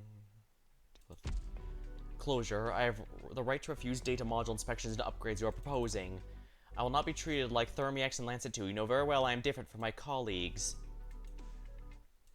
Relax. I'm not trying to trick you into a module upgrade this time. Then please restore the power supply to my mobility module. Restricting a respected scholar's personal freedom is unbecoming behavior. Take a look at the expression doodle on my faceplate. It indicates how I feel. Angry. This won't take much time. This won't take much time. Justice Knight is already lined up waiting in the entrance. Mr. Friston, I guarantee this will be quick. Alright, there we are. You blocked me from accessing PRTS data? Blocked you? No, I disconnected you. To be more precise, I physically removed your reception module. Looks like that went well enough. I thought there'd be some irreparable failures. You just did that without any sort of planning? Haha, well, how do you feel now, Mr. Friston? I recorded the entire experiment. You violated protocol. I'll be discussing your negligence with Calcet shortly. Not to mention your reckless disregard for my life. She'll hear that too. Mr. Friston, do one more self-check to be certain you're not getting any transmission from BRTS. You should be thankful nothing went wrong. I checked and I indeed cannot access PRTS any longer. Interesting, so, Calcin and Closure are trying to disconnect everything from there. It's like I have blurred vision. It's a subtle feeling, and I don't like it one bit. Okay, perfect. Now we can talk. If I wanted to disconnect all the retrofitted aspiration platform PRTS, what would be the safest way to do that? I refuse to speculate about such dangerous work. That would be no different from killing all my previous colleagues. What if we had no other choice? Please tell me what might cause you to draw such a conclusion. Have you discovered something? I think I know where this is going. It was hinted at the end of the last chapter. The mysterious priestess. Closure, can you determine the root of the last few PRTS operation errors? The logs show most errors were caused by human error, operation mistakes by team members. This again? Either way, the backup systems are being deployed as quickly as possible. The framework for independent terminal command systems has been upgraded as per Calcit's suggestions. I've named it Zoo. Temporary admin permissions are given to the Doctor, Calcit, and Amia, and me, of course. A lot of ideas I had when I first designed the system feel a bit outdated now. I want to scrap and start over, but Calcit shot down that application. I'm afraid we don't have much time left. Can we seemingly switch to a new command and terminal system? I'm still working on that. We still have no way to replace the current role in Rhodes Island's daily operations. Much of our medical data and resource allocations still rely on PRTS, but the biggest issue is how to construct a data center and energy hub reliable enough to support a new command system. Nothing else comes close to what PRTS can do here. Even while handling the massive high-precision computations Rhodes Island requires, it has power to spare. Unfortunately, I can't make sense of the underlying logic. Even Zoot, which completely mimics design, keeps throwing errors in weird places you wouldn't think of. What if we used Anonym? Closure, I reviewed the comments you added to my report and the theories you outlined in response. According to Casdell's office logs and experimentation results, there is, at least in theory, a possibility Anonym could function as a data center and energy hub, but we still totally aren't familiar with Anonym. It's extremely risky. But it's not like we haven't learned anything from all this. At least we verified there's a possibility of using it as a super long-range communication and data transfer. Even though she'd have been informed in advance, Wisdell still freaked out when your greeting showed up out of nowhere. And the operators that went to assist Casdell, have they settled in alright? Everyone was surprised when they got there. They assumed the city would be in a lot worse shape. They found their footing quickly, and when the chime came for midnight and me to head back, it was hard to say goodbye with the new friends he'd made. Doctor, do we really have to keep sending people to various branch offices? I've never seen the ship as deserted as it is now. We've come to a mutual understanding, Closure. We're sending more personnel to the regional offices, partly to reduce the number of people at risk in the event of an accident aboard the ship, and partly to ensure those offices can respond more efficiently when needed. I know that. I'm just not used to having to say goodbye to friends all of a sudden. I don't know when it started, but my schedule's packed with farewell dinners now. Once the risks aboard the ship are cleared, it'll be up to you to decide when the operators return. If everyone is here, we'll begin the meeting. Also, don't forget to delete voice recordings and data logs from today. Wipe them from PRTS. From here on out, every decision we make will shape Rhodes Island's future. We've reached a consensus. If we want to guarantee the safety of our people and assets, there are certain decisions we cannot avoid any longer. Simplify the ship's structure. Yes, we need to segregate Rhodes Island's important resources and help the personnel stationed on the ship settle in. This will help ease the concerns of those stationed on the ship while also improving everyone else's response in time of emergency. But I have some questions, Calcit. This means we're gonna have to dismantle the vast majority of the ship's structure. Doctor, Calcit, did you accelerate the Rhodes Island defense and planning only because of PRTC's recent irregularities? The recent irregularities made one thing clear. It's now slowly spiraling out of control. As time goes on, this will only accelerate. However, PRTS is only Rhodes Island's terminal control system. If it's no longer in our control, who is it taking orders from? You worried about internal threats? Amiya, that possibility has always existed. I trust you, Dr. Calcit. Phew, what a headache. What do you think, Doctor? I trust in Calcit's judgment. She and I have rehearsed hundreds of contingency plans. Alright, then what can I do, Calcit? You've already played a big role in this ship's reconstruction. The mechanical structures connecting to different core areas have been almost completely replaced with the cylindric hydrocarbon materials over the past 5 years, which can support a certain degree of molecular disassembly. A certain degree. The power systems on the lower deck and the uppermost deck cannot be separated for now. When Rhodes Island was first excavated, the limitations of the available technology and constraints prevented us from restoring... Ah, right. Rhodes Island, the land ship here, was not created. It was found. Kind of like the precursor technology from Star Control. But that also means we don't have the full whole data on it. And it seems that that Calcit and our player character do not trust the PRTS system itself anymore. It wasn't until 7 years ago when Crozier and I drafted blueprints for restoration we discovered it would be very hard to modify Rhodes Island structure. I'm pleasantly surprised we managed to do as much as we did. The catastrophe warning system and medical center are particularly crucial modules. Both involve technologies not yet ready to be disclosed and are the hardest to deploy. Gear. Agir, Columbia, Londinium. It's risky but well warranted. Leveraging Clemente and Gladia's private channels, we won't even have to establish contact with Agir authorities. We can ensure this matter is handled discreetly and properly. We might be able to conduct technology transfers. I reckon that would make warfare unhappy. This is the path I believe we should take, Doctor. Agir, looking at all the factors, that's the best choice we can make. Yeah, I figured Agir might be the best one. They're kind of isolationist, being, you know, under the sea and all that, but we did see their society during the Path of Life event. So that was a pretty big deal. Well, Columbia, we know, and Londinium unfortunately has been heavily destroyed, so it's going to be a while before they can rebuild, and thus by extension we can work with them on that. Columbia just also had a huge scandal of corruption, and the Kristen event was definitely one of my favorites in the game, but it was kind of slow to start, if we're honest. So yeah, Aegir seems like they're in the best condition to do it. They've been fighting off invasions from the Seaborn, but they're not nearly in a dire state. Most of our patients have now been temporarily placed in treatment facilities for various offices along with reinforcements. All that's left is the remaining patients to be transferred to Aegir. gear once the medical center is operational again. Leave this matter to me. The vehicle support for long-distance patient transport is already prepped and ready to go. As for the transfer arrangements of logistics and engineering, I talked it over with my people. Everyone is enthusiastic about temporarily moving to Casdale. Many of them are old friends who stuck with us back then, and returning means a lot to them. Yes, I talked to Wistadale before leaving Casdale. Babel will assign personnel to escort both our people and our key assets throughout the entire journey. We flying banners of Babel and military commission. The mercenaries won't dare try anything. Then there's our mining module. The militarized mining modules need to be handled with caution. A long time ago, I purchased a semi-decommissioned mining ship from Renbilliton and registered it under Rhode Island's name. The ship's mining module can be legally transferred to a new mining vessel to continue operations in Renbilliton. At the same time, I placed an order on the market to buy the mining module. To hide your tracks.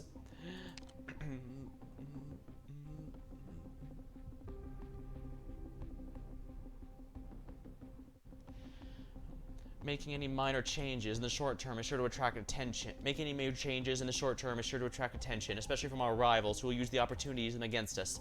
While calling it a refit and upgrade may be something that most factions will accept, anybody with their own plans, ones watching us closely, will not be fooled. We need a few more sophisticated explanations. I stopped in Syracuse to resupply, where I visited Vigil and Penance in Nova Vigilani. They helped me dig into the current state of affairs. As long as the crime families are not publicly pressuring, City Hall will be able to protect us. I propose inserting a business department in there by means of investment. Establishing a cooperative relationship will counter both overt and covert maneuvers from competing companies. Doctor, what do you think? I agree with Amia. Perhaps we can establish some backup warehouses or supply stores. We can build those. Oh, we can build those in the city as well. The logistics system has changed a lot in the past year, and the port's cargo output's thoroughly impressive. With City Hall's cooperation, it'll be much easier for us to conceal the transportation and storage assets. I've just realized that damn near everything is converging on this point in time. Emma? Because basically we just went through a quick, I just realized that after going to those countries, Casdale, I just was thinking, wait a minute, almost every major country we've gone through, the only ones we haven't gone to is ones like Sargon and Sami, and those are smaller countries by comparison to the others. And, we haven't gone...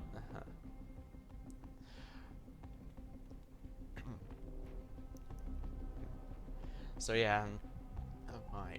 I guess there's there's a few we haven't covered yet, but I guess there's still time. Doctor, let me handle coordination for the rest of the support facilities. There's last painful task. Everyone looks at the blueprints spread out as the command center falls silent. This is the key to everything we're doing. Calcit points to a region in the center of the blueprints. Abyss.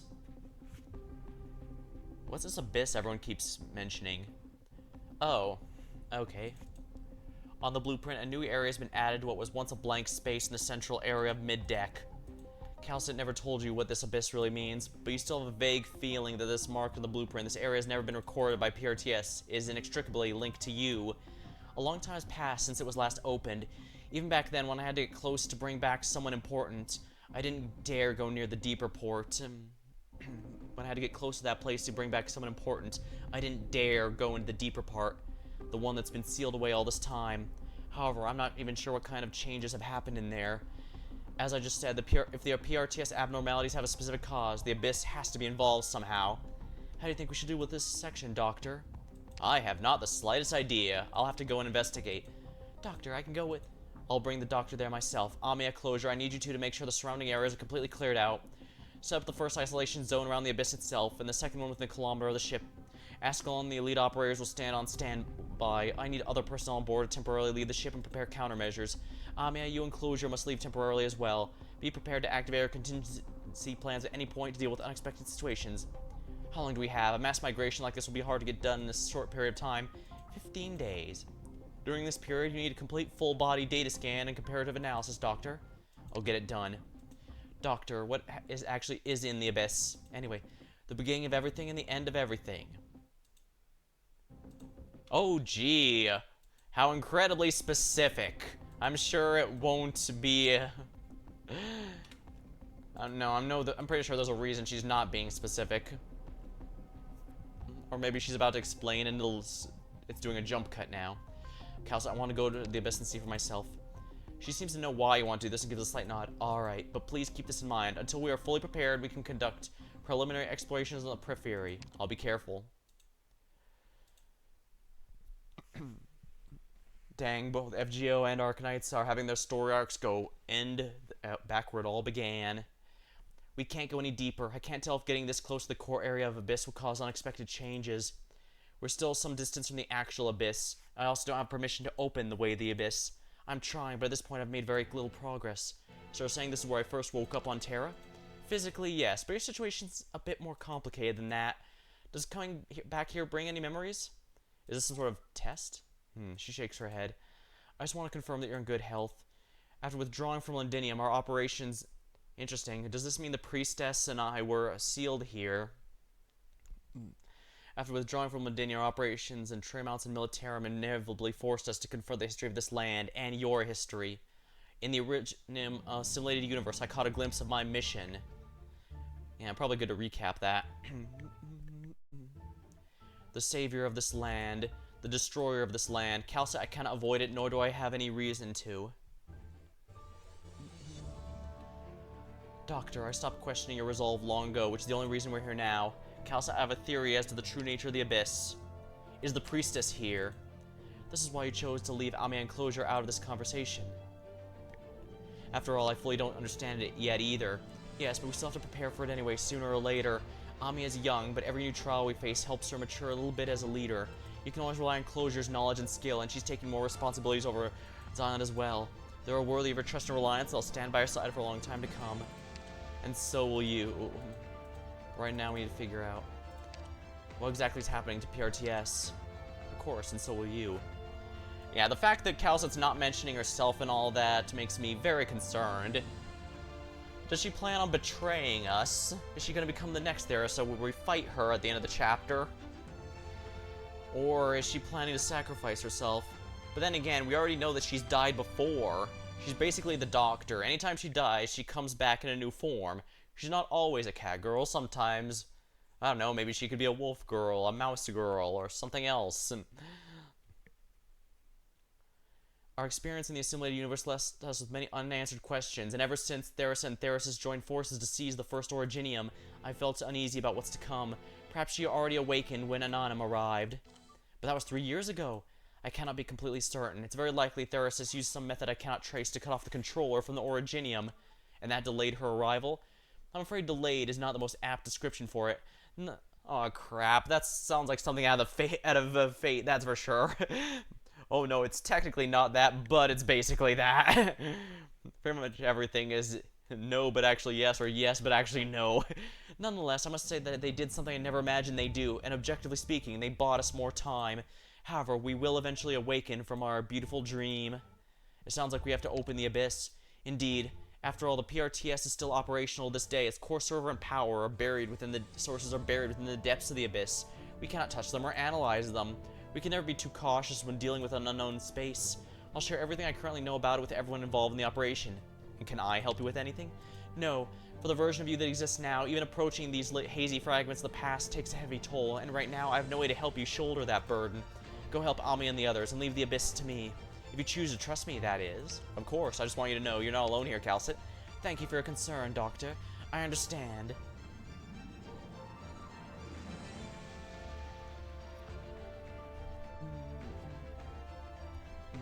Visitor, Calcet.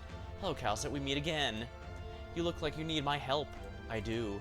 Please search the technical document. Keyword slumber bridge. Are you still there? I'm here. Sorry, Calcet. I can't output the answer that you are looking for. You have crossed the line. I know, but we need it. But we need it, Theresa. The evolution rate of Oriopathy is accelerating, and the threat from Originium is increasing. Rhodes Island must find a more effective method to respond to it. I get what you're saying, but I cannot provide what you're asking for, as your request violates the underlying logic of this document. But I do have a way to circumvent its limits. Deep dive.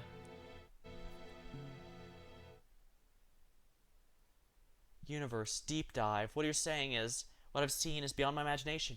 I see. When Erida died, she didn't die to the regular Originium. The Originium had already evolved because of our events in there, and so the people dying to it aren't experiencing the normal experiences when they die to it. I have too many questions and opinions about this kingdom. Language, yours cannot describe, mine cannot explain. Commonality, thought, existence. Hack your thought, hack your language. Thought is language. Follow me.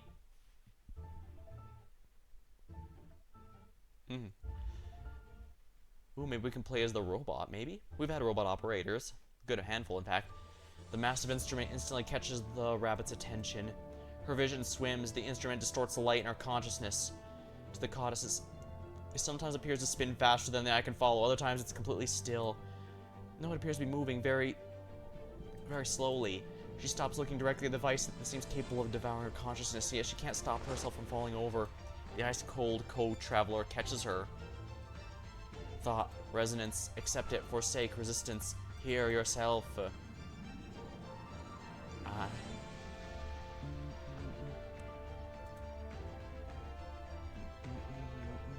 What's that circle half-moon thingy? Death. She instantly hears several different tones at once. She hears several foreign languages she can identify. Rimbilliton or standard Victorian Gaulish, of which she's only ever heard spoken by the clergy, but what she hears above all else is a strange language she's never heard before, a language made up of tones, musical tones, yet somehow she's able to understand what these tones mean. Death. Strange tone. I understand you now. Thoughts can be anchored, words can be deciphered, language is a tool, a right, one of the key elements that helps shape our existence. And said as one of the greatest inventions of our time, we've erased the barriers of language, we've bridged the gaps between civilizations. That symbol, an anchor for thought, the metascript that deciphers all known languages, a tool for interpreting unknown languages. Death, that is the language that until now you have thought the most about, Herda. And now it's an A, or is it supposed to be an eyeball with the eye shape changing? Reincarnation, that's how you all communicate? Communicating via voice is inefficient. However, it's very intriguing and a good way to express emotion. Many still stubbornly hold to this tradition, deepening their emotional bonds. I do not fully understand you. Can you tell where we are right now? A ship that salvages death from the grave. We seek answers to the ultimate questions among the ruins illuminated by light, before the same destruction befalls us, before death befalls us. The place you have visited, its master calls it Rhodes Island. Ah. Interesting. She's no longer confused by the strangeness of surroundings. She's perplexed by a different question. How can a god die?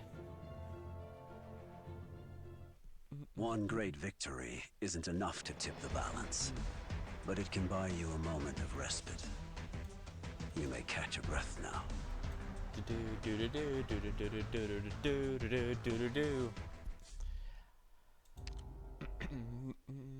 Strategic simulation, eh? Let's see here. HP's increased. Attack. Let's make it more tanky. Some tiles of deal AoE. New enemies appear. Sounds good to me. Customizing difficulty. That's genuinely kind of fun, honestly.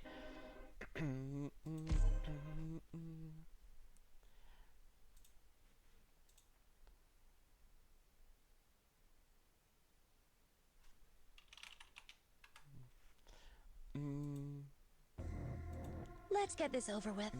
Oh my. War never changes. Oh man, that was a bit close. I shouldn't have her directly in front of the blue box. That's. They seem to have low HP though.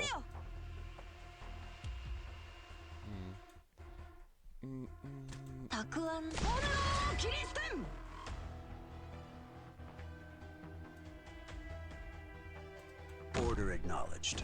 Explodes. Oh wow, that didn't do much damage at all. Actually, why was I I worried? should be able to cover. Don't panic. I have everything I need to know in my notebook. Got the situation down crystal clear.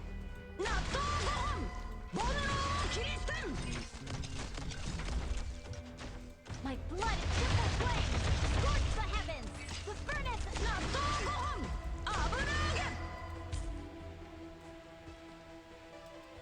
Spring breeze, timely rain. Now we sow the grain. Don't panic. I have everything I need to know in my notebook. Wish I didn't scare you. Probing the enemy's weak points post-haste. Where do you think you're going? Yeah, this thread. This one is entirely the flyers.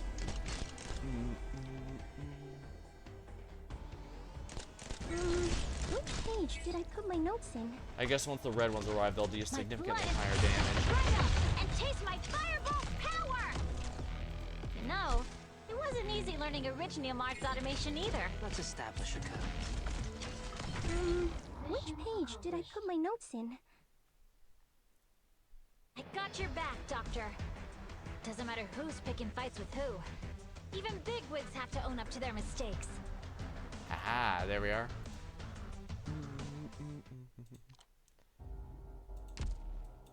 The H stages are unlocked. After all, enemies do not always come from the outside. This is going to be a tutorial for this chapter gimmick, so let's watch. They usually just demonstrate with 3 and 4 stars, I believe. Well, low stars in general.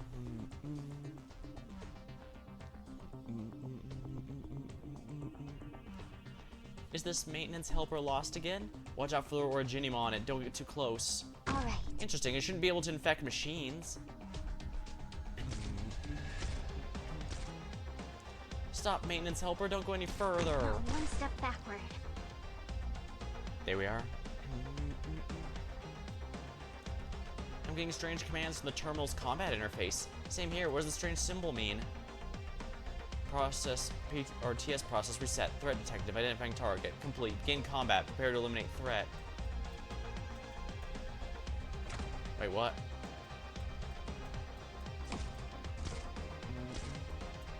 That's interesting. That's the, normally the tutorial finger that's supposed to show that. Hey, how does this maintenance helper get here? Instructor Doberman, something's not right. I'm calling for backup. Now one step backward. Wait, how is that supposed to go on?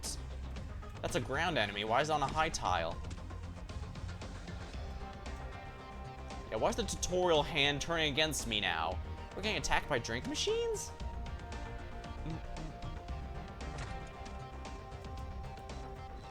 Unauthorized reconstruction. What's the situation here, instructor? We notice the PRTS is doing a lot of dangerous things without authorization. Indicates bypassing permissions, deploying enemies to mark locations directly, but we can stop it by deploying our own operators ahead of time, like this. Deploys calls enemies from here. High threat target identified. Modifying command. Reassessment complete.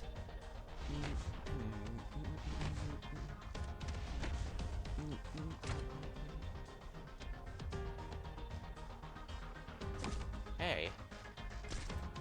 What's that? When activated by PRTS, lowers defense and res surrounding operators. You consume 10 DP to activate it and lower the surrounding enemies instead.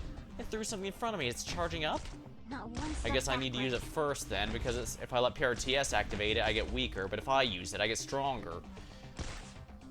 Yeah, when activated PRTS, weakens operators. If I use my DP, activate it. The other, isn't it? I'll show them what I can do.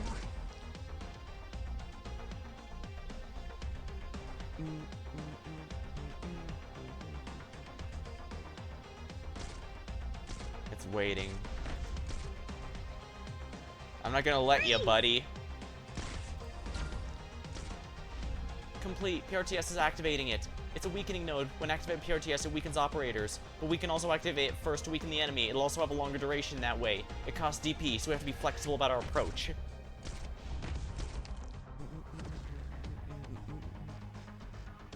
Eliminate all remaining enemies. Why can't everyone try to get along? Alright then. I'm listening. Sorry, buddy. We've already got an op here. I'll show them what I can do.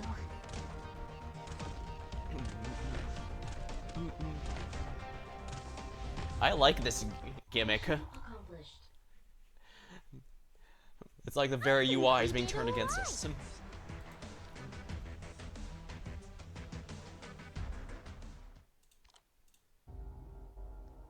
The eyes of the priestess look fine. It's still giving us info on these enemies. OG. Interesting, the enemies here are classified as OG.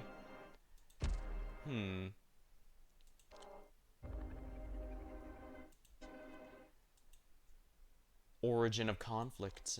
Brink of the abyss. We're gonna go with hard mode for this baby.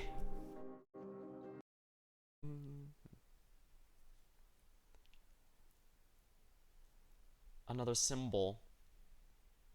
Time. That one looked like planets. You asked me why the first language I shared after our thoughts resonated was death. I don't know either. Aboard the strange colossal vessel called Rhodes Islands, the goddess can barely feel the passage of time. It makes her uneasy. Ever since the day she became infected, time has meant everything to her. Time will bring her death or perhaps liberation. However, the beings who dwell in this place, yet deny that they are gods, seem indifferent to it. Maybe it's because I've never been afraid of dying. Death is nothing more than a passage to a new environment. Rimbilitinian pessimist. That's how they would describe it in your language, correct? Oh, I don't think so. She blurts out and regrets it a little. She agreed to many of the clergy's arguments back during those debates, but now that she's here, does she need to think of it in those terms?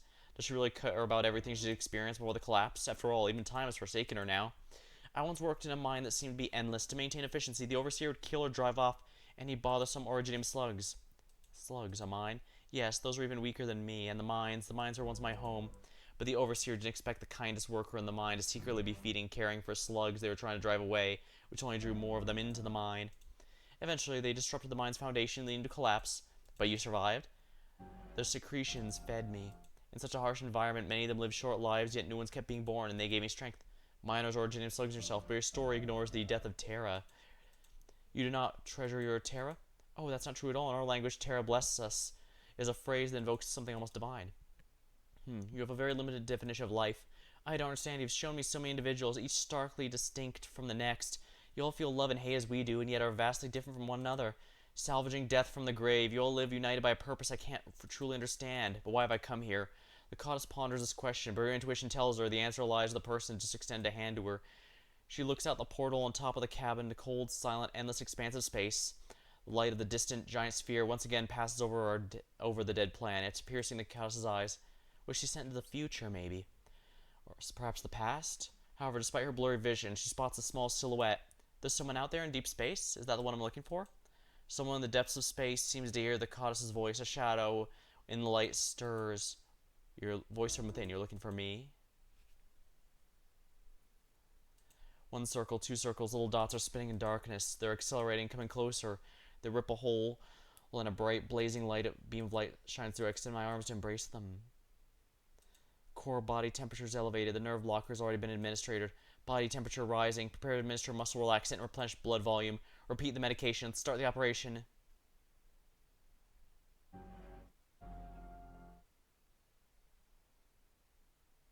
Dr. Warfaren, did I doze off? Maybe I'm really exhausted. Don't try and speak now. Your throat is badly injured. Do you feel like you went to sleep? Yes, and I had a long dream. Did you feel any other discomfort? No. Did something happen just now? Nothing major. Did you dream about anything special? Anything, that's hard to say. In my dreams, there were balls of mud spinning against each other on a black velvet.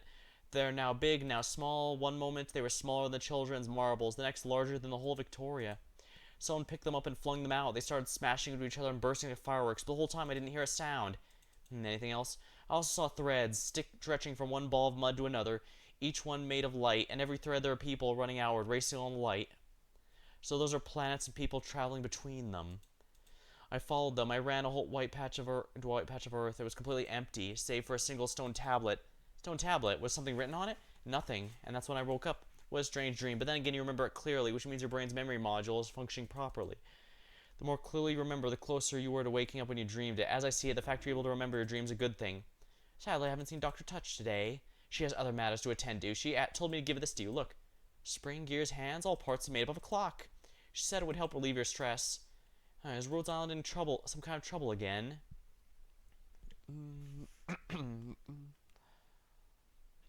Little one, you've come to the wrong place. Unsurprisingly, BB got lost. Hiding in fear. Seems like Closure failed to examine your program modules. This item here should definitely not be on your maintenance list. The Goliath lifts it gently and examines it carefully in his hand. Angrily spins treads. What a huge change. It was empty when our Highness left. Now there's interesting people and things here, right? Ascalon. Tell them not to worry. I'll take care of the mobility layer. Okay. Ascalon, you seem in poor spirits and when you return from Victoria. What about all the people working under you? They've been dispatched to create the isolation zone outside the ship. I'm remaining on the ship, and that's sufficient. Rhodes Island does indeed need a blade that moves to the darkness, but that doesn't mean you need to consciously remain silent. Chat with me when you have the time. I've got liquor. Besides, I want you to tell me about Therasis. I witnessed the beginning of a heroic epic, and you witnessed its end. What we saw was very different. Okay, I'll convey your thoughts to the Doctor and Amia when they have time. The Goliath places Beepy in front of the exit passage. Stop wandering around. The mobility layer is dangerous. Don't underestimate what high concentrations of originium could do to someone like you. I'll keep my eye on the work here. That'll be enough. BP runs away in panic.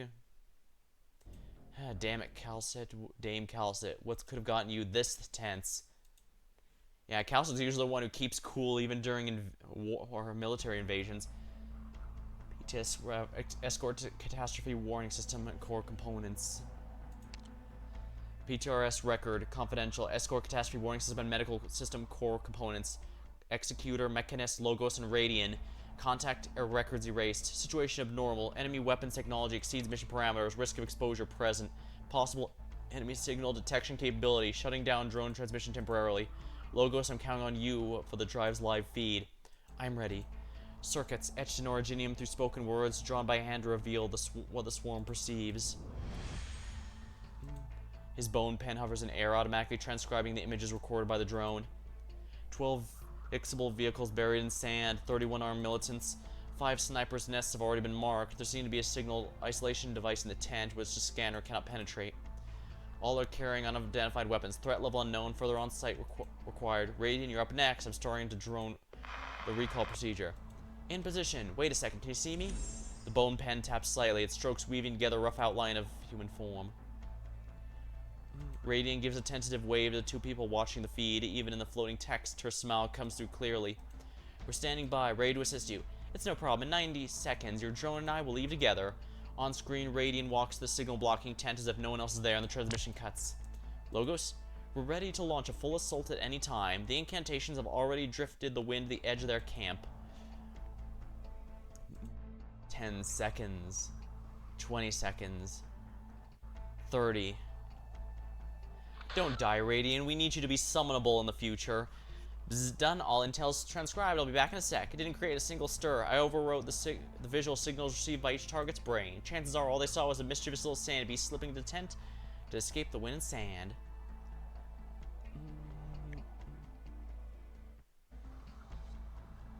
Mechanist, how goes it? Did you discover anything while parsing the initial reports? All weapons have had their origins erased and have been modified to suit the operators, but I'm familiar with how they operate it. Doctor discussed its rather rare design with me just recently. They're from Aegir.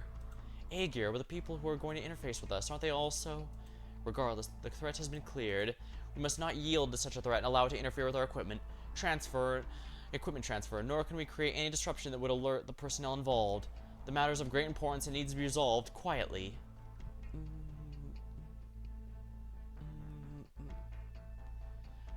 Operation Misery, Stormeye, and Sharp. Contact records erased. Oh, there's no way. They're wearing special equipment to ward off our physical attacks. That was arranged in advance. They even knew our personnel layout. Orchid, stay back. They're clearly after our mining module. Figures, I knew I'd end up working overtime again. Spot, support, midnight, and catapult. Pop your car. Have you called for reinforcements? Yeah, I called already. Orchid, be careful. Futile. As for the others, there is no one else. Where's that sound coming from? You really have prepared well. Unfortunately, you're not quite strong enough to handle arts. Mantra. No, that's not right. It shouldn't be you. Shh, even your heart has gone silent. I'll deal with the injured. That said, Midnight is getting too worked up again. Orchid, I'll have to trouble you to deal with him. Leave him to me. The doctor guessed correctly. Someone leaked the details of our operations. Wrap this up quickly, tow the mining ship back to the nearest nomadic city, and get the energy bay patched up. Then return to the ship at once to avoid any missteps. Pith, you're our backup? Are you our backup? Peter has told me to be Misery.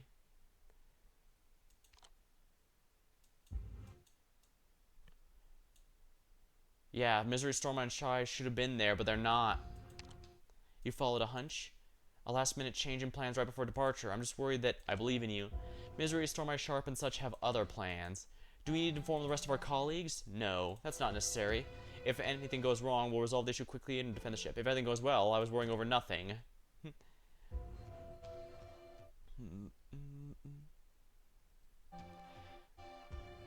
PTRS escort logistics and engineering members to Kazdel. Yeah, PRTS.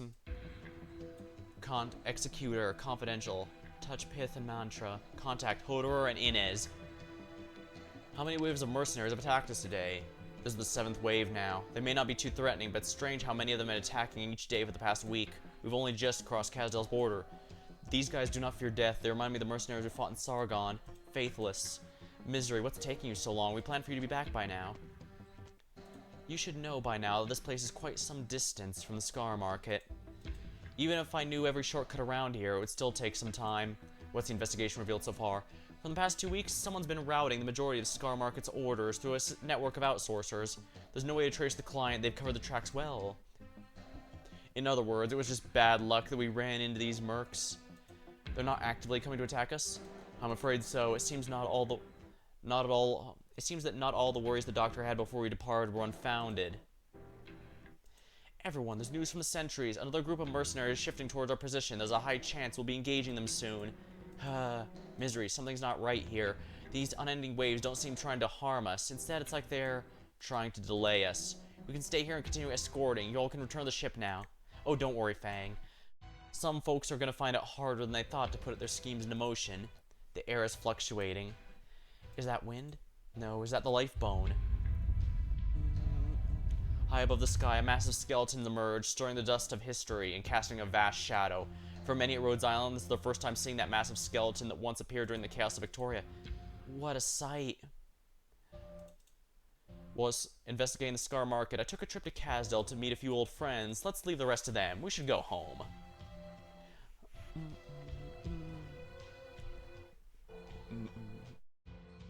We've already silenced all communications in visible range. Engaging now. Blows the bone whistle. The weapons counter my gear, but they offer a little resistance against your bone whistle and incantations. Far from it, they just don't quite understand the rules of my speech yet. I'm curious about the thought process the gears followed in deploying such precise weaponry. Then I'll grab a few pieces to take back and dismantle. I'll help you study them. Come on, you two. We're trying to carry out a mission here. There are at least 3 squads waiting to ambush. We can't take them all on. I'm afraid we can't handle this cleanly and quietly. We'll need to tell our people to brace for the assault. Hey, the reinforcements the doctor called for are here. Radiant, Mechanist, mark location. The bad guy will be here soon. Blaze? Check your communication devices. I synchronize our location with you. Acknowledged. Wait a minute, Rosmontis, didn't we agree to ride Russian first and draw their fire away from you? I'll control the arts. Interesting.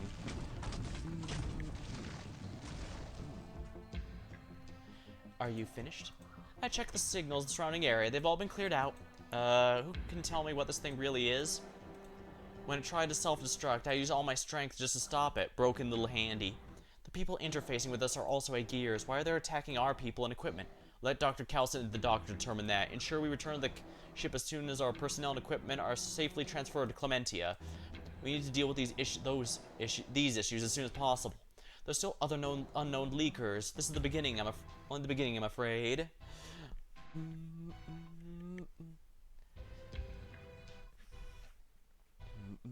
That's strange. Why is PRTS responding even slower? Or is it my imagination? This isn't right. No, let me check it again.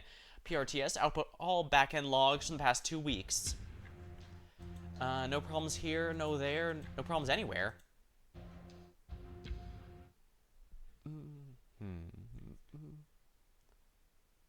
Origin of conflict.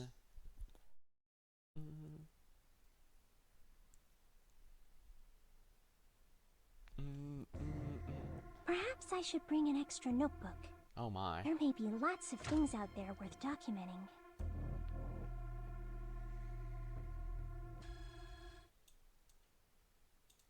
Be ready at a moment's notice for the info I send back. I can read you like an open book. Alright, let's see where they're gonna be dropping this thing.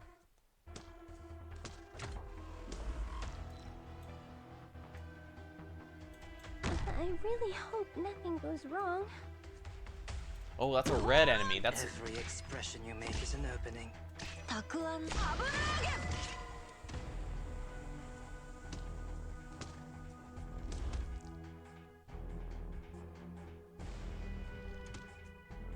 Don't leave it written across your face. Air's burning my lungs. Yeah, I'm not gonna let you do that. That's just right. Sorry, buddy.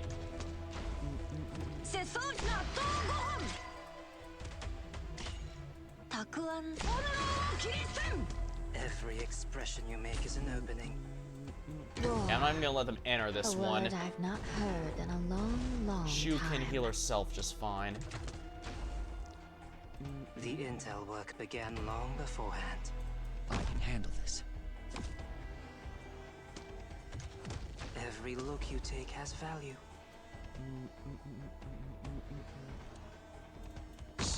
Don't make any more noise.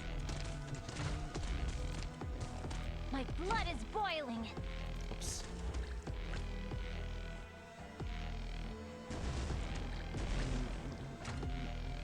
Oh, is it my turn? Stand still. This battlefield would... Every look you take has value. Go ahead. I'm already in set. Let's establish a code. So long as you're here, have some hot soup before you go. As long as I can help. Don't worry. I'm here with you.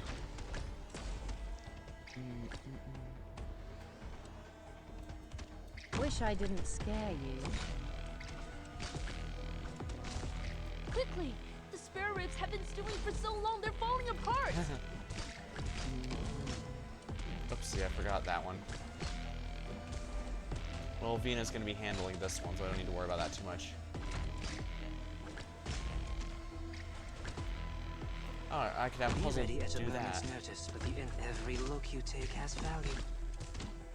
It's the front line from... Finally, negotiations are useless here.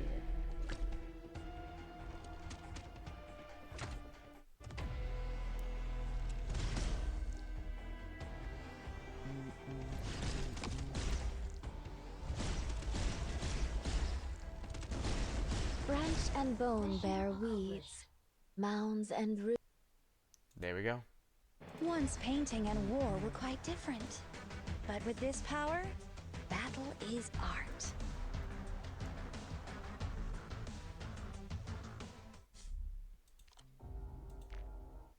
Strategic simulation. Sniper and guards can be deployed. Cast. Ooh. 4 tiles no longer operate. Deployment limit reduced.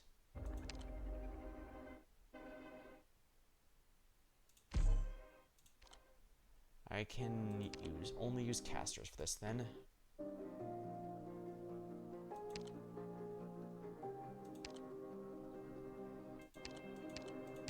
I cannot use guards, so Vanguard should be fine though. Yeah, I don't care. I'm just gonna keep going for now. That's funny how I was talking about where it's a mirror against everything put against while doing the Adalessia event. I put him against the little blood creatures and he showed that he's a trash mob against trash mobs, but then I used him against the You seem like a pack of children at a holiday camp. Curbing the enemy's weak points post haste.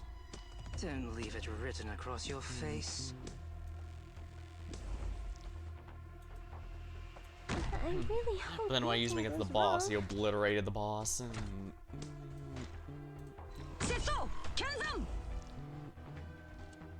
Every expression you make is an opening.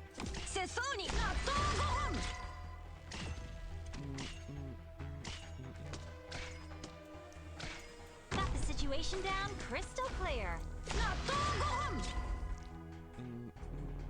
Every expression you make is an opening.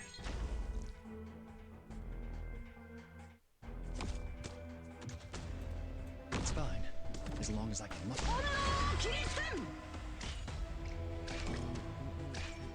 Every look you take has value. oh dear. Spring breeze, timely rain. Now we sow the grain. You know, it wasn't easy learning original. Don't panic. I have everything I need to know in my... Run faster! Before my fire swallows you whole! The intel work began long beforehand. So long as you're here, have some hot soup. Don't panic. I have everything I need to know in my notebook.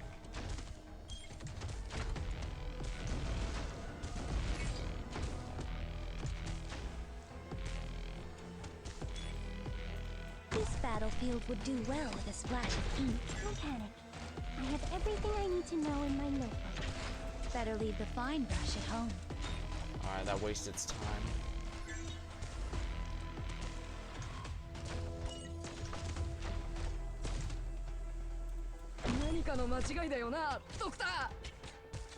Don't panic. I have everything I need to know in my notebook.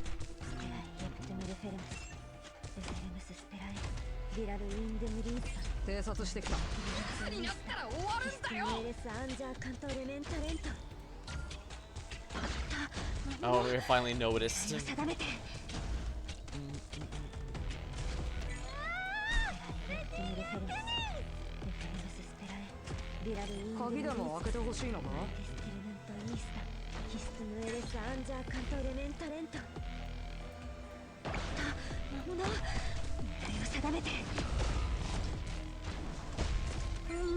Which page did I put my notes in? My blood is boiling. Triple flames! Scorch the heavens! The furnace... How did the rest go? Who cares? Won't affect my flames! Who cares? How'd it go? Oh, who cares? Ah!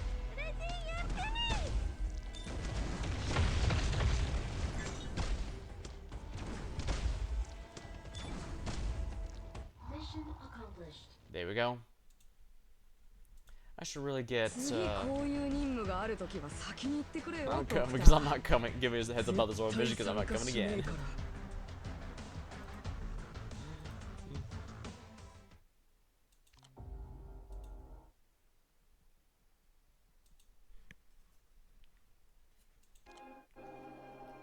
Humanity guards itself against everything, anything can predict. There's no way for humanity to guard against itself.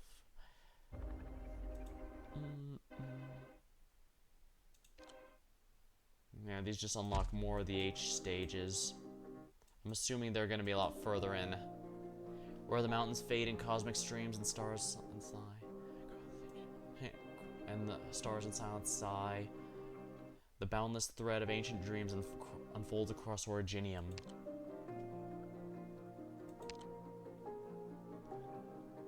And I guess I can go with this.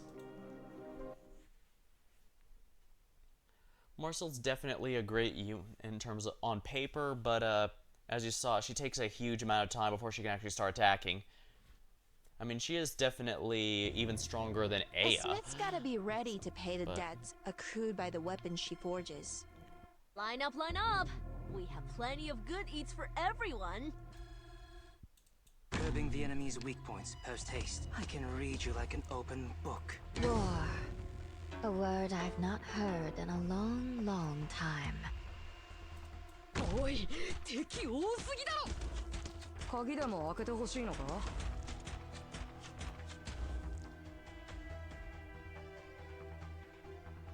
Don't leave it written across your face. 大した打撃は与えられねえからな. 期待すんなよ. 狙いはあれだよね。 It's fine. Don't leave it written across your face. 前回使い魔を使った時から Mock-up auto meal distributor. Cafeteria distributor is still in beta testing. Periodically summons. 偵察してきた. いつになったら終わるんだよ! Okay, yeah, I'm gonna need someone to kill that thing sooner rather than later. Oops. Terrible.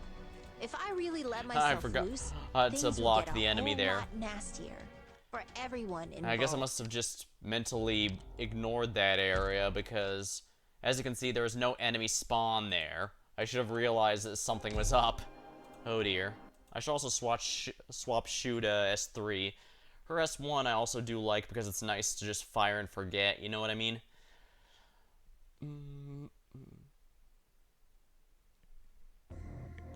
Let's get this over with. Curbing the enemy's weak points post. 足音が聞こえた. Every look you take has value. 偵察してきた. 大した打撃は与えられねえからな. 期待すんなよ. Spring breeze, timely rain. Now we sow the grain. 不法者はどこだ?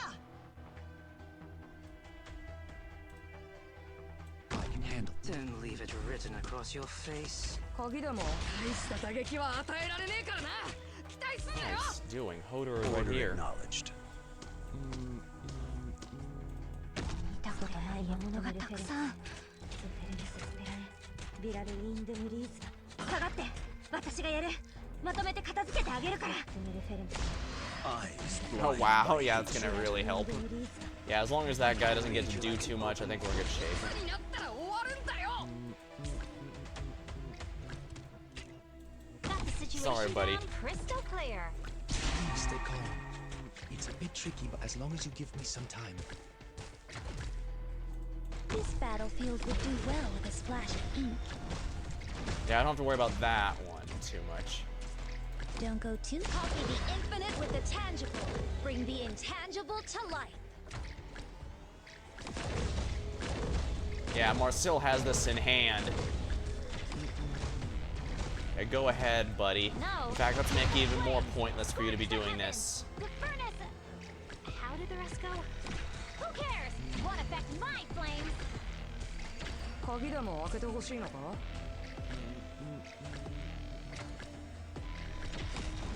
Marcel's got it.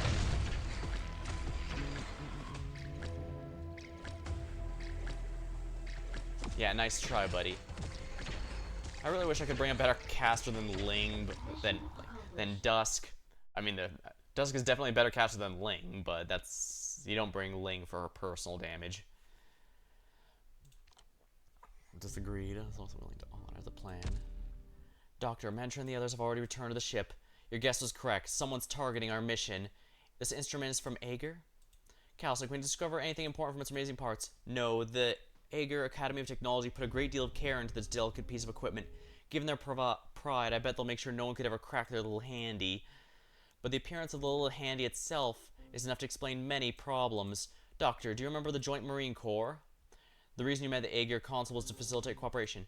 Both the Iberian and Rimbilitan authorities responded to our call. The problem is that once the operation begins, subsequent developments could spiral beyond what we anticipated. In recent weeks, the Aegir fleet not only constructed ports in Iberia, but also established landing sites along the coast of Rimbilitan. The Aegirs from the deep sea made no immediate move to land. Instead, they carried a number of operations, including hydrographic surveying, under the banner of technical cooperation. They also quickly assembled a land patrol through a mix of hired personnel and official partnerships, relying more on neutral intermediaries to facilitate cooperation with land-based forces. So you're saying our attackers are the land patrol? We're still only speculating, but right now the land patrol is the only one that fits all the evidence we've collected. Doctor, some consuls don't back Clementia, yes, but that doesn't prove that Aegir is behind all of this. No, I'm more inclined to believe someone took advantage of the internal conflicts within the Aegir. The land patrol near the Iberian border, the mining ship handed off to Rimbilitan, the mercenaries on Kazdel in Frontier, the breadth of their deployments, and the breadth of their knowledge about Rhodes Island classified missions. It's more than enough to prove Aegir is not behind this. However, there's no possibility of rebellion within Rhodes Island. I don't believe that'll happen either. Doctor, do you think there's anyone else in Rhodes Island who could do that besides us? No. That's right, no one could. Doctor, the threats that Rhodes Island faces now are unpredictable. Dr. Warfarin's warned us several times that special patients she's caring for, the conditions are deteriorating faster than she can control. Whether to save our patients or respond to potential crises, we need more aggressive responses. I've reviewed the records Theresa left on the Black Crown. She also made major breakthroughs on her work on the Civilite Eternia. I can visit Civilite Eternia to look for potential help, just like Theresa did. We must carefully assess the risks involved, Amiya. Amiya, you're sure ready. Yeah, are there any more effective means at the moment, Calcit? At this moment, when the situation is unclear, I cannot come up with any other measures, but diving recklessly into Civilite Eternia may not lead to the outcome we hope for, Doctor. I'll go with Amiya. Doctor, I cannot agree to such a risky plan. Can the CE link into my thoughts? Doctor, that's too dangerous. No one's ever done something like this before. I agree with Calcit, you shouldn't take the risk. Calcit recalls the experiences of her dear friend, which is not something she's happy to recall. Yes, Civilite Eternia can do that. She did it before. Theresa. Doctor, your mind is incredibly complex, but you're not the only one at risk here. Amiya could be exposed to unforeseen shocks as well. I'll not agree to this preposterous proposal. Dr. Calcit. Amiya, this is my opinion. I cannot interfere with yours and the doctor's final decision, but I hope you understand my stance. Well, that's... For a major decision, it can be good to get a second opinion from other doctors. I mean, I can open my mind to completely. We don't have to force it in one. We can give it a few tries. Oh, but Dr. Calcit... it's not that she's opposed to this plan, but we can... After it's over, we can apologize to her together. I trust you, Doctor. I'll leave the decision of when to stop entirely up to you. Let's start after I finish arranging the defenses. Let me grab a sip of my drink here.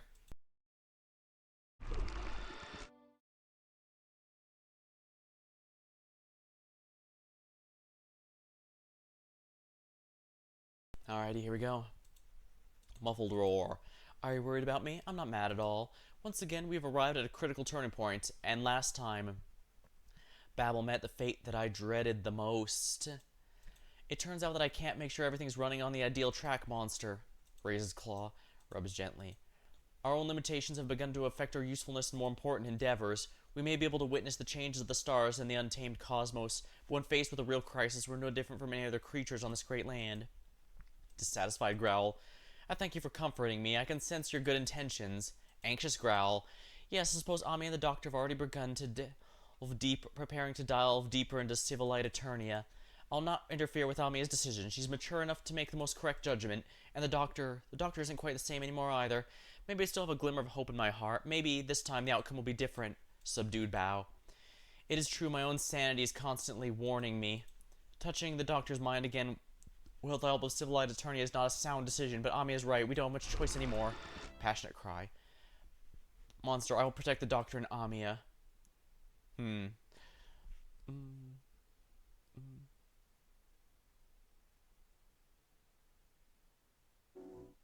At this moment, Monster can sense even Calcit's slightest emotions. Ever since her latest awakening, Monster has been at her side. Monster is her companion, and the symbiote she personally guides, and more importantly, herself. Yeah, Monster is either stored within her spine or is a part of her spine, so that's how close they are. Affectionate murmur. You're wrong, I do not feel hopeless, Monster. I delighted that the ancients overthrew the rule of the elders, and I'm also pleased that Lugal Zargus set the starting point for a new civilization. I have made mistakes out of arrogance, but I've also regained my confidence by making dear friends. Maybe yours and my basic structures will always be alien to this land, but that doesn't mean we always walk alone. I found my home in Rhodes Island, on this great land. I fulfilled our expectations, Monster. I've learned to love, and I found myself. Monster moves confusedly, wraps tail around Calcit. I must protect Ami and the Doctor. I must protect the true variable here. The future even I cannot glimpse. I've communicated with Civilite Eternia before, yet I haven't been able to break through my own limitations. But Amia can. Of that, Theris and I are certain. I'm sure if she can pluck significance from the massive troves of data, with Theris' blessing, she can do it. She's still Ami after all. I've seen her grow into a leader with my own eyes. Following in footsteps, she might find some words that one left behind. In the past, when Originium had not yet taken shape, there was an area when luminaries competed to argue with the epoch itself. Their wonderful ideas, born of the desire to celebrate and save lives, still persists. All is not yet lost, Monster. Terra has a chance, no matter how faint, to keep that hope alive. Excited howl. Me? No, Monster. I'm better at memories, remembering the history I witnessed and have seen erased by time. I'm not special at all. She calmly inscribes the important info into Monster's spine. If the outcome I fear most does come to pass, if the one I least want to see stands in front of us once more, protect the Doctor, protect Amia. I will engrave this directive to your basic behavioral strategy matrix. Agitated howling. Come, Monster, we have work to do. If the priestess is even just equal to the Doctor, it's already been implied the Doctor is beyond even Calcit's abilities. He's just somehow. We don't know how or in what way, but he's always been very special. And if the priestess is equal to him, that's going to be beyond anyone here, that's for sure. If the threat does come, I must ensure Rhodes Island is Terra's first outpost against the crisis. I'll be your final safeguard. Such adaptability and command proficiency. I'm all too glad you're not my target.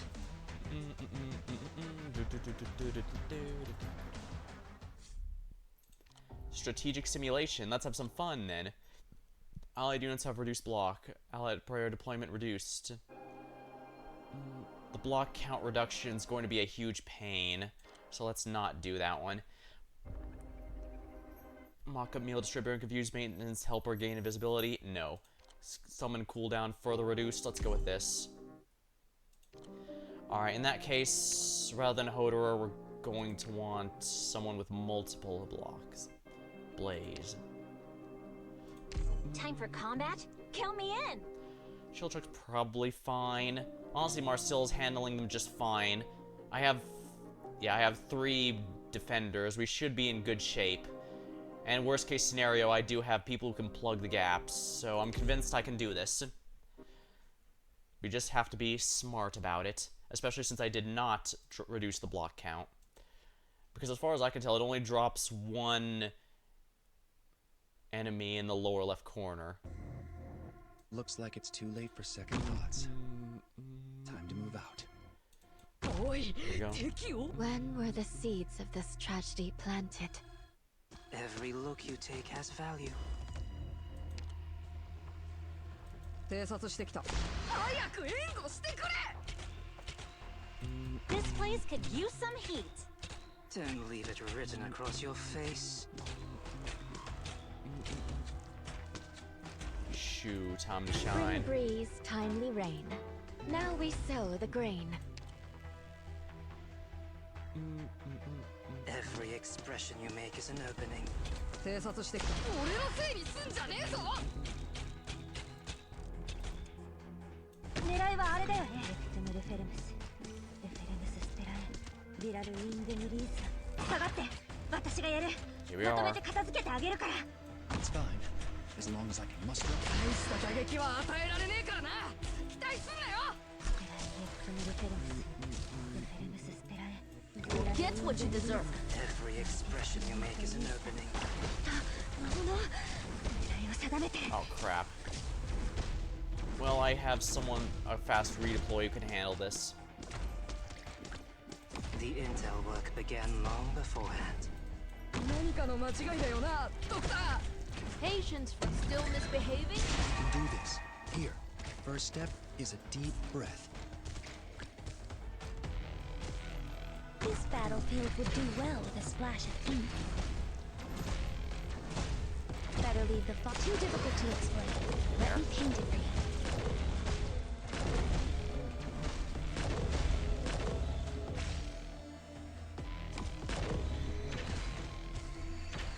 I think if they're on the corner, I could have possibly even used E skill 2 here to teleport them to him. Even though they are on a ranged area, that should still hit it. Falling apart.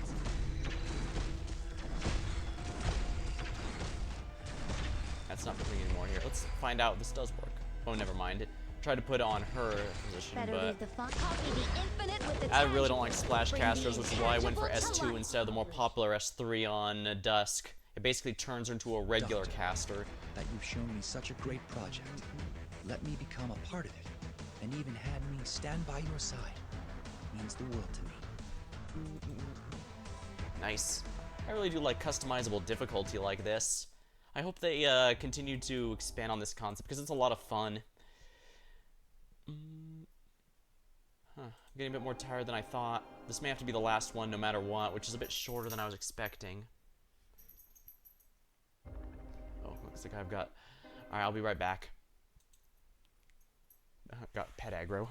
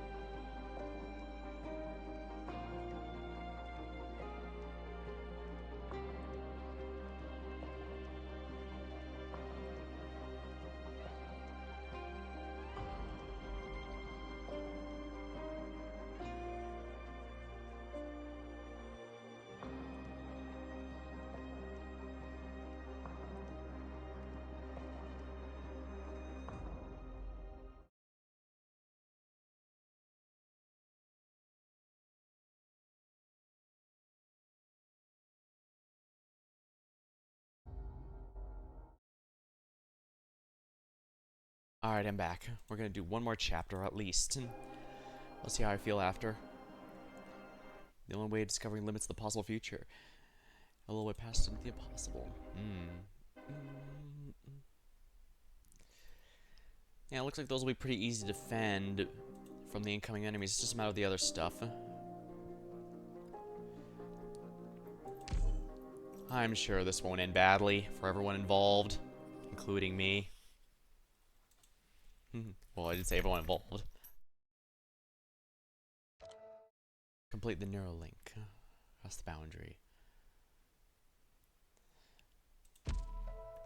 I've never tried to use the Black Crown to access your thoughts before, Doctor. Don't worry, I've opened my heart and mind for you. Thank you. She looks into her side, the beam of bright, warm light gently tugging at her hand. She shuts her eyes and slowly lets out a sigh of relief. We're in this together, Amiya. I don't know where this journey of ours will lead us, Doctor, but I'll protect you. I'll protect you too, Amiya. Under the watchful eye of the civil light Eternia, she gives your brow a light touch. Your memories and emotions will flow towards me. It's strange. They billow so gently as they flow, as the memory's edge is close at hand. What did Teresa see back then? Amiya sees you, Calcit, and herself, and the many people aboard Rhode Island. She walks deeper. Oh my. As she walks deeper, her curiosity and concern nearly causes her to forget a mission. The boundary of the one memory becomes within reach. She wants to reach out and touch it. Touch upon the stairs of your memories, share Nabog, the sarcophagus in you, weakly stretching out your hand. The scene that opened with the entire game. Ooh. Doctor, take my hand. The thing that began this entire story. It looks like there's other memories too. Why are they all so blurred?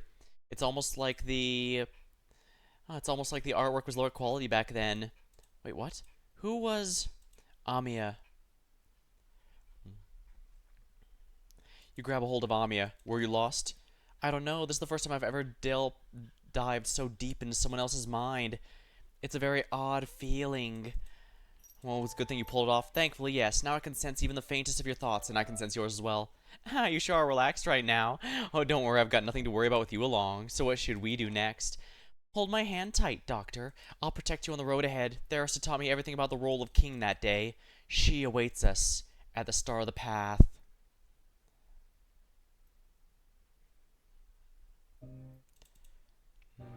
I get what you're saying, but I cannot provide what you're asking for, as that request violates the underlying logic. But I do have a way of circumventing its limits, Calcit. Deep dive. Unfortunately, not even Theresa was able to penetrate this deeply. That risk was beyond what she could bear. You're not here for answers, then why are you so insistent to access this data that is useless to you?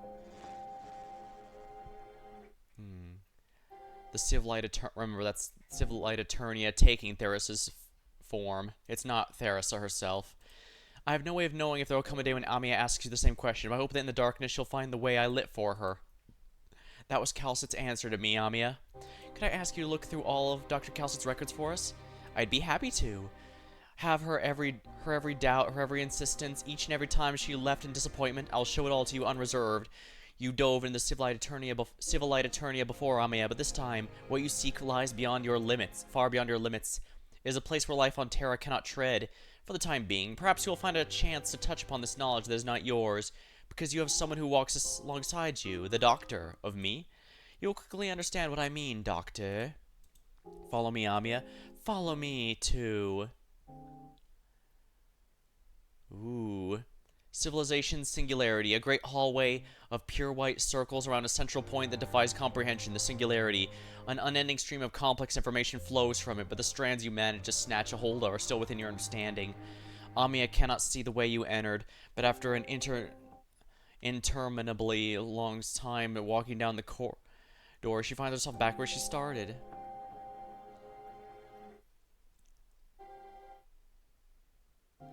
You noticed, Amiya. The stagnation of civilization does not mean it stands still. It continues onwards on time's flow, unable to turn back. But all that life discovers and creates is doomed to fall into an inexplicable cycle. Mathematics, physics, philosophy, theology, these theories and practicalities, among others, cannot inspire hope as they once did. An ascending spiral has failed. Life squanders its future as it stumbles blindly in the dark. So this is as far as we can go, only as determined by Terra's current knowledge. It serves as a limit, yes, but it's also a safeguard. A safeguard? Some kind of cognitive barrier. Cognitive? Like how we can't make sand beasts calculate wave dynamics. Even if we gave them all the data and formulas, all forcing it will do is hurt their brains. As keen an intuition as ever, Doctor, but not entirely correct. DWB 21221E enlightens life at a steady pace to bring it forward. It does not simply reveal fragments of the future to the seeker to create evolutionary leaps that violates laws of nature and ethics. Knowledge cannot be unlearned, Amiya. The dreamers who glimpse the true sky are no longer happy to slumber or in ignorance on the ground. Information beyond civilization's limits will simply blind them to reality, a deadly poison luring them to annihilation's embrace, throwing their civilization into the abyss. And so, this boundary was born. But why does it look so much like a prison made from some giant data server?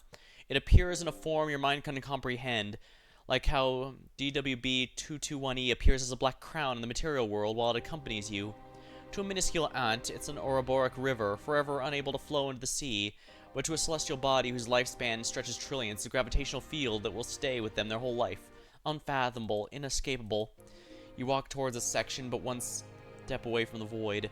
The distant singularity at the core calls to you. Information washes past you in gentle waves, showing you glimpses of many fascinating sights. They are fleeting shadows of your past, a life long since forgotten. Stray visions of an unfamiliar era. Be careful, Doctor. Amiya tugs on your hand.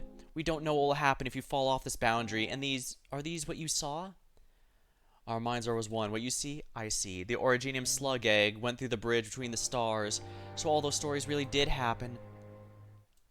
When I was really young, I met someone who was incredibly caring. That care was matched with a great weakness, but also a stubborn insistence in carrying me across the road laden with Originium shards. When I was dizzy with fever, yet too scared of nightmares of sleep, a patient voice regaled me with stories I'd never heard of before.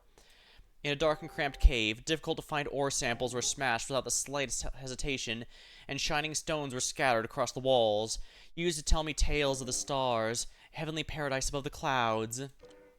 Would you like to hear one of these stories, Doctor? I'd be happy to. There was once someone who drove a mysterious vehicle shaped like an Originium slug egg on their lonesome, who went through the bridge between stars. While on the most quiet of nights, guides would borrow glowing clouds from old stars and make round mirrors out of them to light the way. On the other side of the bridge, spires faded in and out of the clouds, and the stars wore crowns of flowers. When descending on that crown, you can see it's a reality. It's a really, really big playground, one where lovely children gather and play. But it was hard for the vehicle's driver to stop. The driver changed over to the most miraculous vehicle on hand and drove it for many years. But the years came to an end and nobody was left. Nobody but the driver. Is the person in your story me? She grips your hand tightly. Yes. Thanks to my infection, it's hard for me to remember much from that time, and there's a lot from the stories I don't understand. But I'll do everything I can to remember every one of your stories.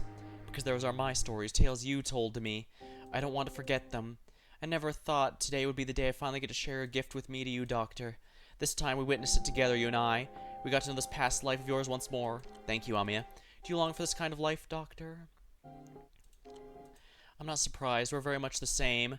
At first I thought of such wonders. I longed for it as well. It's a kind of life I could never truly have for myself. I couldn't help myself from sharing them with Theresa, and the two of us would add many wondrous details of our own imagining. Until it changed beyond recognition, flying ever further out of reach. But now that I have a glimpse of it with my own eyes, I don't think I'm that far away from your past life.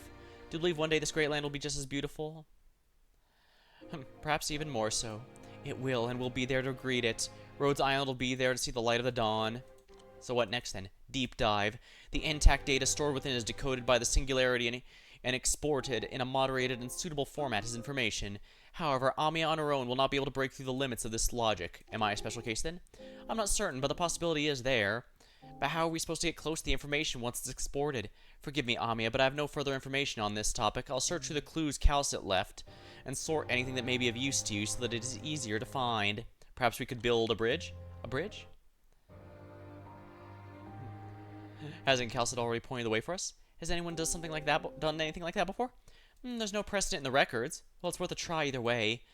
Then you must be aware of the risks. To get close, the closer you get to the singularity, the denser the information will become. You may possibly experience it gaining mass. Information with mass? It's possible here, yes. It's also possible the information is not yet fully decoded into your will flood into your mind and destroy it. And being a destroyed mind means death.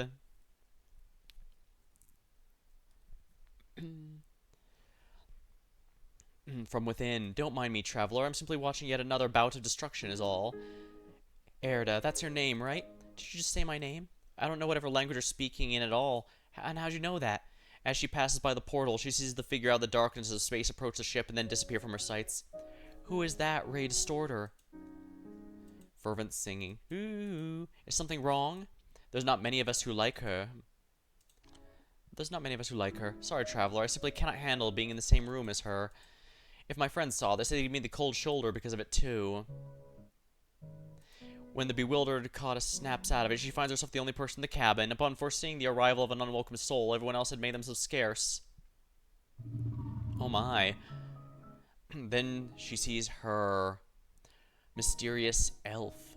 No need to look so amazed. I learned how to communicate using long-distance resonance a long time ago. At the very least, before destroying that odd race, I kept the unique language patterns they had evolved. Destroying? Do you detest destruction as well, our newly come guest? I'm not sure what happened, to be honest. Oh, it's nothing too complicated. My people once ate stars to live. Others may hate us for it, but it's simply our survival instinct at work.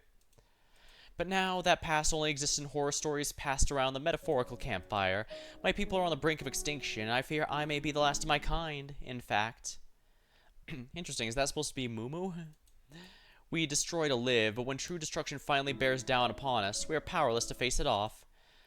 From that point onwards, I become nothing more than a beggar. With the aid of some geniuses, I change the method I use to obtain the energy I need to live. It sounds like you've been trying to blend in with other life forms as well. So when you were in outed space, looking at that dead planet, were you reminiscing about the destruction you experienced? Reminiscing? Nothing of the sort. Everyone here has accepted chasing us with serenity and hope in their heart. Accepted the ruination chasing us with serenity and hope in their hearts.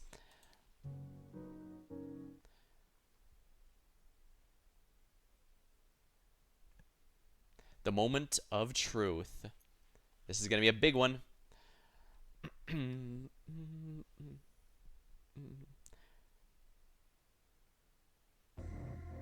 ルートが決まった。行くぞ。Alright, I'm gonna have to clear these out first, aren't I? When were the seeds of this tragedy planted? You'll get what you deserve. I can use. Yeah, I should be able to use What you ordered. his power here. Patience for Tomka Swallow, huh? Try to Oh, it behave damages yourself them, but it next doesn't time. drag them to him, which is a shame. I guess if they're that far, I could have even used his skill 1, which is really good, honestly.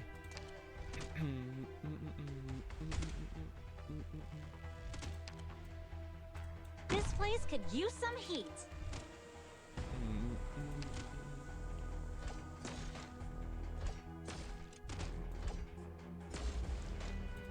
おい、敵多すぎだろ。偵察してきた。早く援護してくれ。Quickly, still misbehaving? Then let's kick it up a notch. I really hope nothing goes wrong. Don't panic. I have everything I need to know in my notebook.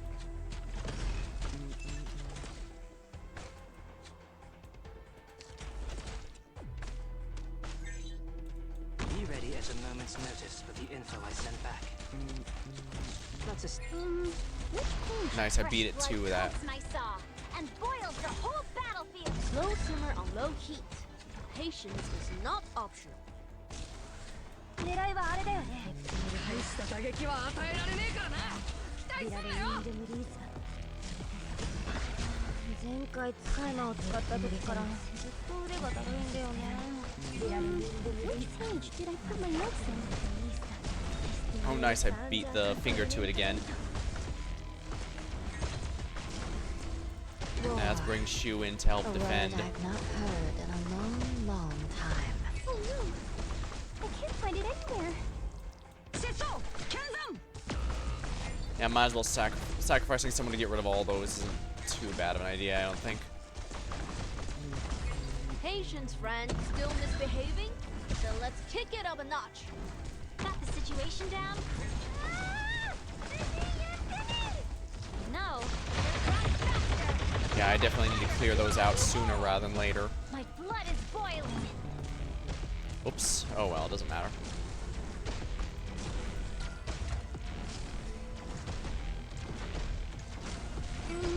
Which page did I put my notes in? The intel work began long. You know, triple flames, scorch the heavens, the furnace. How did the rest go? Who cares? Won't affect my flames. Mission accomplished. That one was actually quite tricky. Interesting.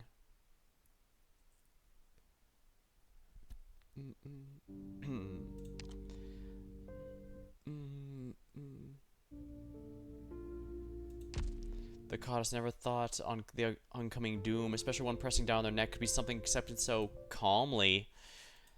I could never be so indifferent if I had to live through everyone and everything I love being destroyed. I don't understand how you... Oh, it's not indifference, but instead the belief of absolute equality of the universe. It's a shame you arrived just a little bit late.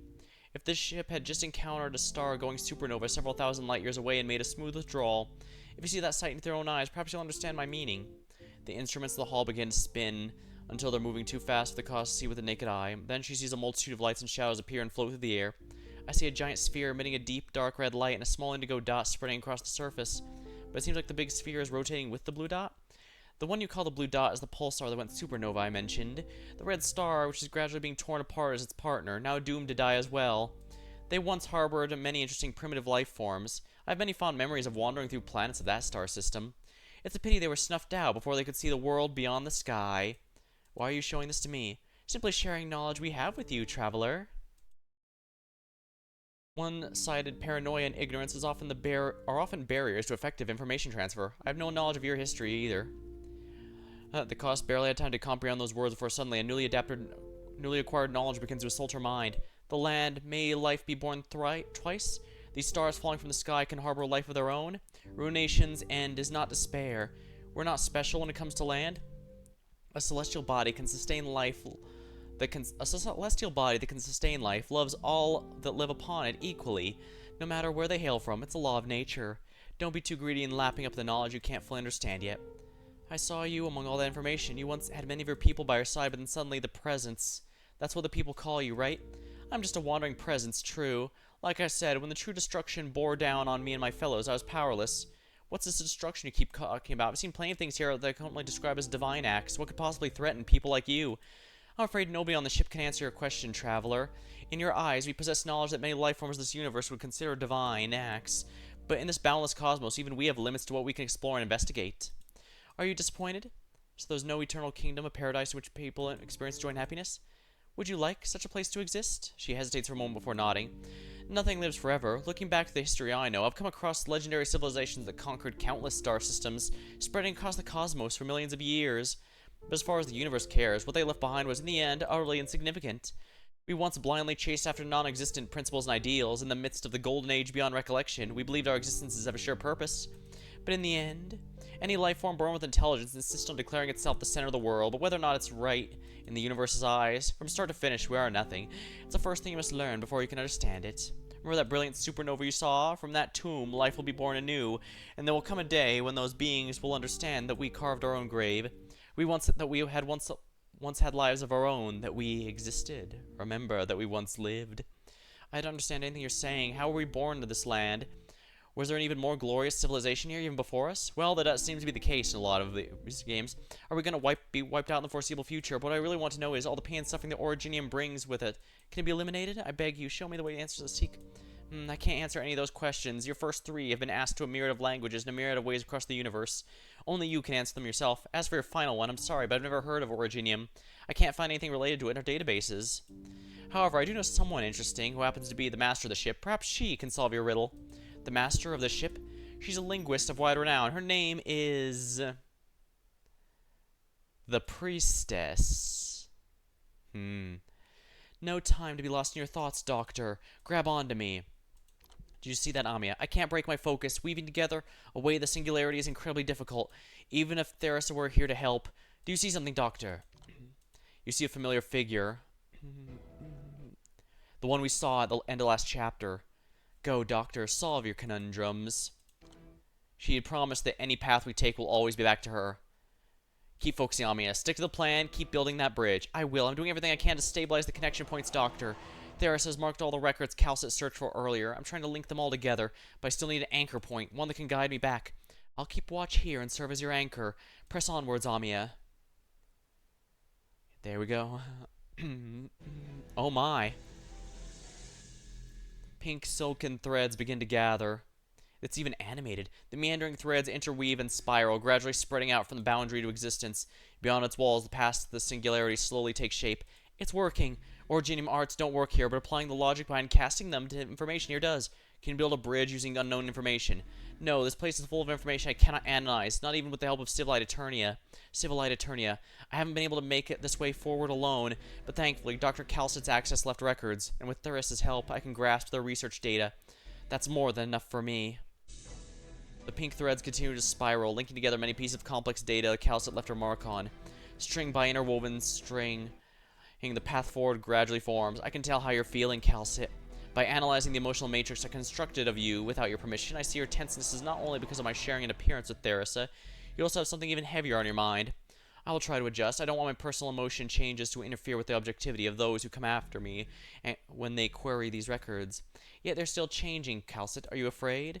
It's not the most efficient way to create a bridge, but it should hold. I'm going to try to get closer to the singularity, and I'll go with you. Yes, I'm afraid. I'm afraid the Doctor and Amiya won't be able to find the information I leave behind. I'm afraid that if the situation worsens to the point they're forced to take such extreme measures, the trail I carved will no longer be of use. Or that I mistakenly led the Seekers of Knowledge towards a threat I dare not speak of. No, Doctor, I won't let you. Not before I check its condition myself. Sorry, I know I'm being stubborn, but this is my decision. It's like with the tower and the Originium. The bridge, formed from countless strands of entwined information, stretches out into the distance and touches the singularity. Without the slightest hesitation, she steps upon it, her first step outside the walls of the boundary. Surge. This feeling, why is it like information has formed some sort of great wave? This is only the beginning, I'm afraid. The closer you get, the denser the information will become. It really is like Theresa said, the information here is a mass. We'll most likely find greater resistances the deeper we go. We need to come up with a better plan. Come back, Amiya. I can't maintain the stability of a bridge this week. Going this deep has taken a greater toll than I expected. I need to keep going. As long as I follow Calcit's beacons, the silver mountains of Tikaz had entered flip the silver mountains of Tikaz entered flip by, or the shadows cast by the firmament plunging in the ice field vanished momentarily. She sees more scenes flying past her as if she were fighting the currents of a river of time. More and more incomprehensible, indescribable sights assail her mind. She does her best to block out unending, chaotic stream of information. Concentrate, Amiya, concentrate. Dr. Calcit's beacons, press onwards. I just need to touch the singularity.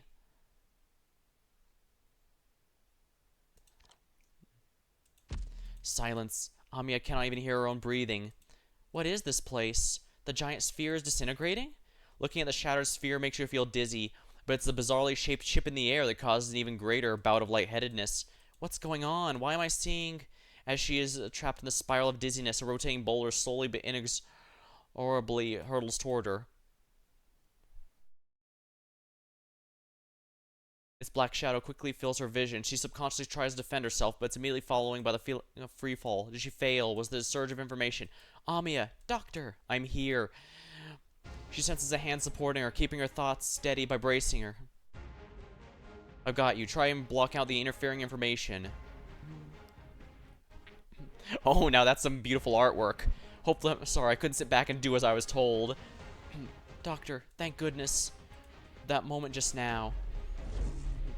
Do your best to support. You do your best to support her shaking body as the information waves surging from the singularity continues its assault. The information, so dense it was nearly taken true shape, washes over your thoughts, leaving behind jumbled after images in the void. It is the past long gone, the present long recorded en masse, and what seems to be the future, foreseeing your next steps. It's a shame that right now you do not have the energy to spare to pay it any heed. The two of you have already made a long trek from the boundary at this point without even noticing, and now the singularity is right in front of you. Do you see that terrifying scene, Doctor, earlier? I did. I don't know what it means, though. I'm certain it's not something that took place on Terra, but at least it means we're getting close. Even more information will show itself. Can you keep going, Amiya? Yes, I can. You are well aware of the situation you're in right now. Despite knowing it will have minimal effect, you still subconsciously stretch out your arm and try to shield Amiya. The attacks here are focused on our thoughts. I can handle it. I'll be the vanguard. Time to be the main tank. I've got a lead on what you're here for. I'll run the calcs on Calcit's I've run the calcs on Calcit's access records. You can read the key points from my mind. Found them. Using Slumber Bridge as a filter, she's conducted a total of 7,300 79,346 searches.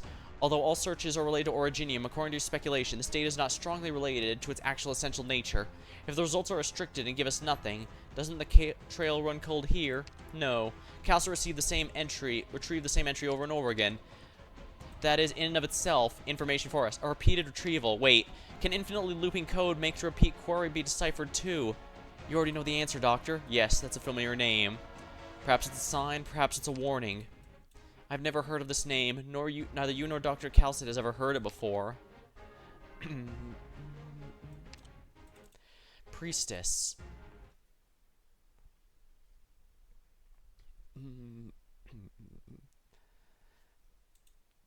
Doctor, are you seeing what I'm seeing? I'm afraid so.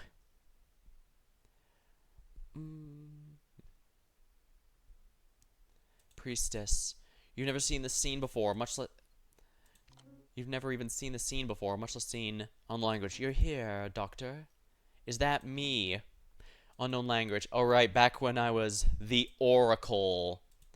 It took some time to refine your design for PRTS. I thought you'd gone to take a rest. No, I've been thinking about your words this whole time. There's no language that can describe God, as the existence of God itself cannot be understood. You know that was just mindless chatter. Suppose I take it as an axiom. Without it as my starting point, would creating a language that can describe God mean we have the means to understand it? Does that prospect not excite you? Perhaps in the pursuit of the answer to this question, we've been going down the wrong path, trying to understand the nature of the universe with its own laws. You want to use language wholly created by us to interpret the universe, a far too audacious idea, Priestess. Is it? Interesting. Is she trying to use a conceptual thing here? Without any further hesitation, she traces out a perfect rhombus in the air. Let's begin, shall we? What are they discussing, Doctor? You've seen this woman before in the assimilated universe. She once accompanied you. But I have faith, Doctor, that when you are truly confused by everything, you will remember the answers you seek were here all along. I'll be here. Exactly what she said in the assimilated universe. I'm afraid they're discussing Originium. No sacrifice is meaningless, and no victory comes without a cost. Yeah, getting some good stuff here, and I definitely need to get a good supply of gold rocks before the collab coming up, because, oh, right, we should, do the strategic simulation here as well. Let's see here. Redeployment time increased. Originium increases attack by twice as much. Special redeployment time is significantly increased. So basically, I won't be able to do redeployments here. Making enemies stronger might actually be easier to deal with. Allied units take more damage and falls below new enemies. I'd rather deal with more enemies, assume depending on what they are, I suppose. Yeah, because I intend to kill those enemies with Marsil before they have a chance to get close. I'm not afraid. So it's time to do this. Ooh. The moment of truth.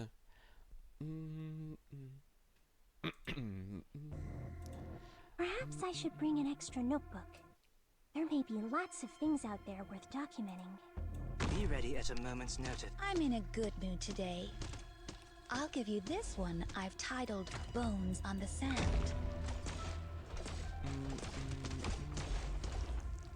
Quickly, slow simmer on low heat. Patience is not optional. 偵察してきた。大した打撃は与えられねえからな。 Excellent. Let's get her here. Hear the roar of my chainsaw.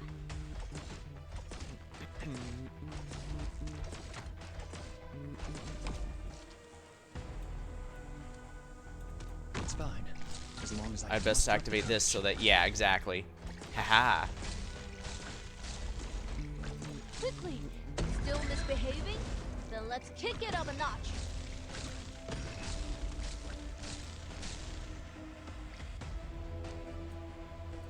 Air's burning my lungs. Temp's just right. No, don't worry. Triple flames! Scorch Oops. the heavens! The furnace!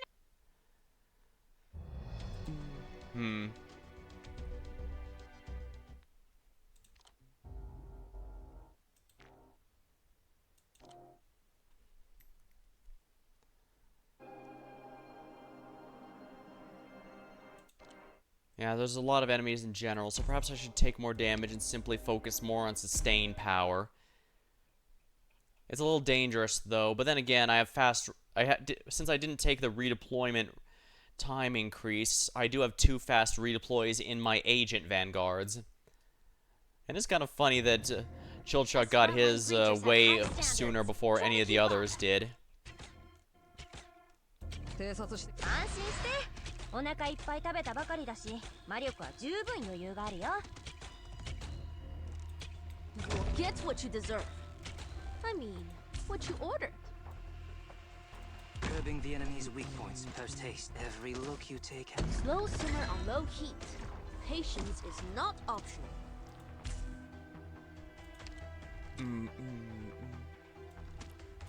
Hear the roar of my chainsaw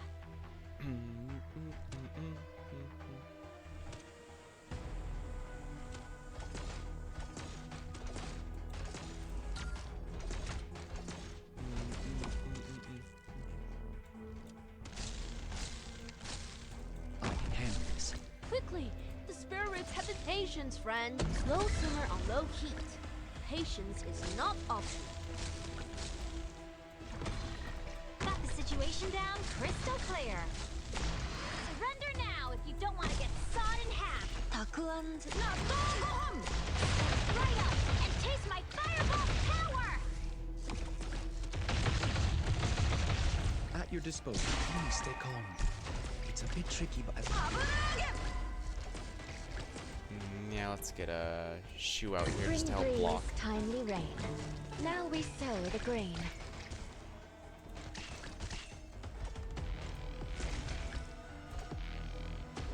狙いはあれだよね世相に巻くなゴーゴービラルウィンドリリース My blood is boiling run faster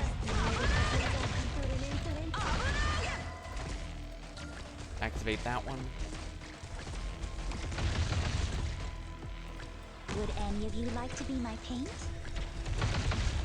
世相に巻くなゴーゴー Better leave the setting of the sun. The brush draws out the peaks. 世相に任せよ No, it wasn't easy learning Original Arts automation either 下がって私がやるまとめて片付けてあげるから This is a little dangerous, but I think this is worth It it. wasn't easy right up and taste my fireball power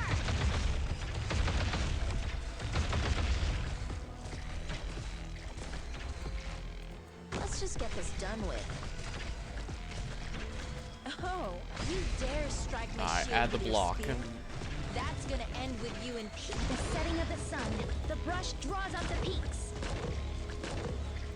No, it wasn't easy learning Original Arts automation Sow the mountains when Phew, summer that was a bit leaves are like tricky. dew. Thank goodness everyone's all right. Your quick thinking was the key, Doctor. Yeah.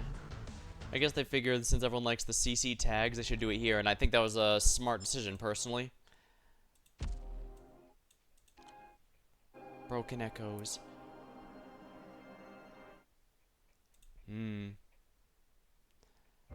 feeling pretty tired, honestly, so I guess I did go through 7 chapters here, and to be fair, it was an hour before I even got to one of the fights. But I'm not counting the scripted fight here. I'm counting this one here.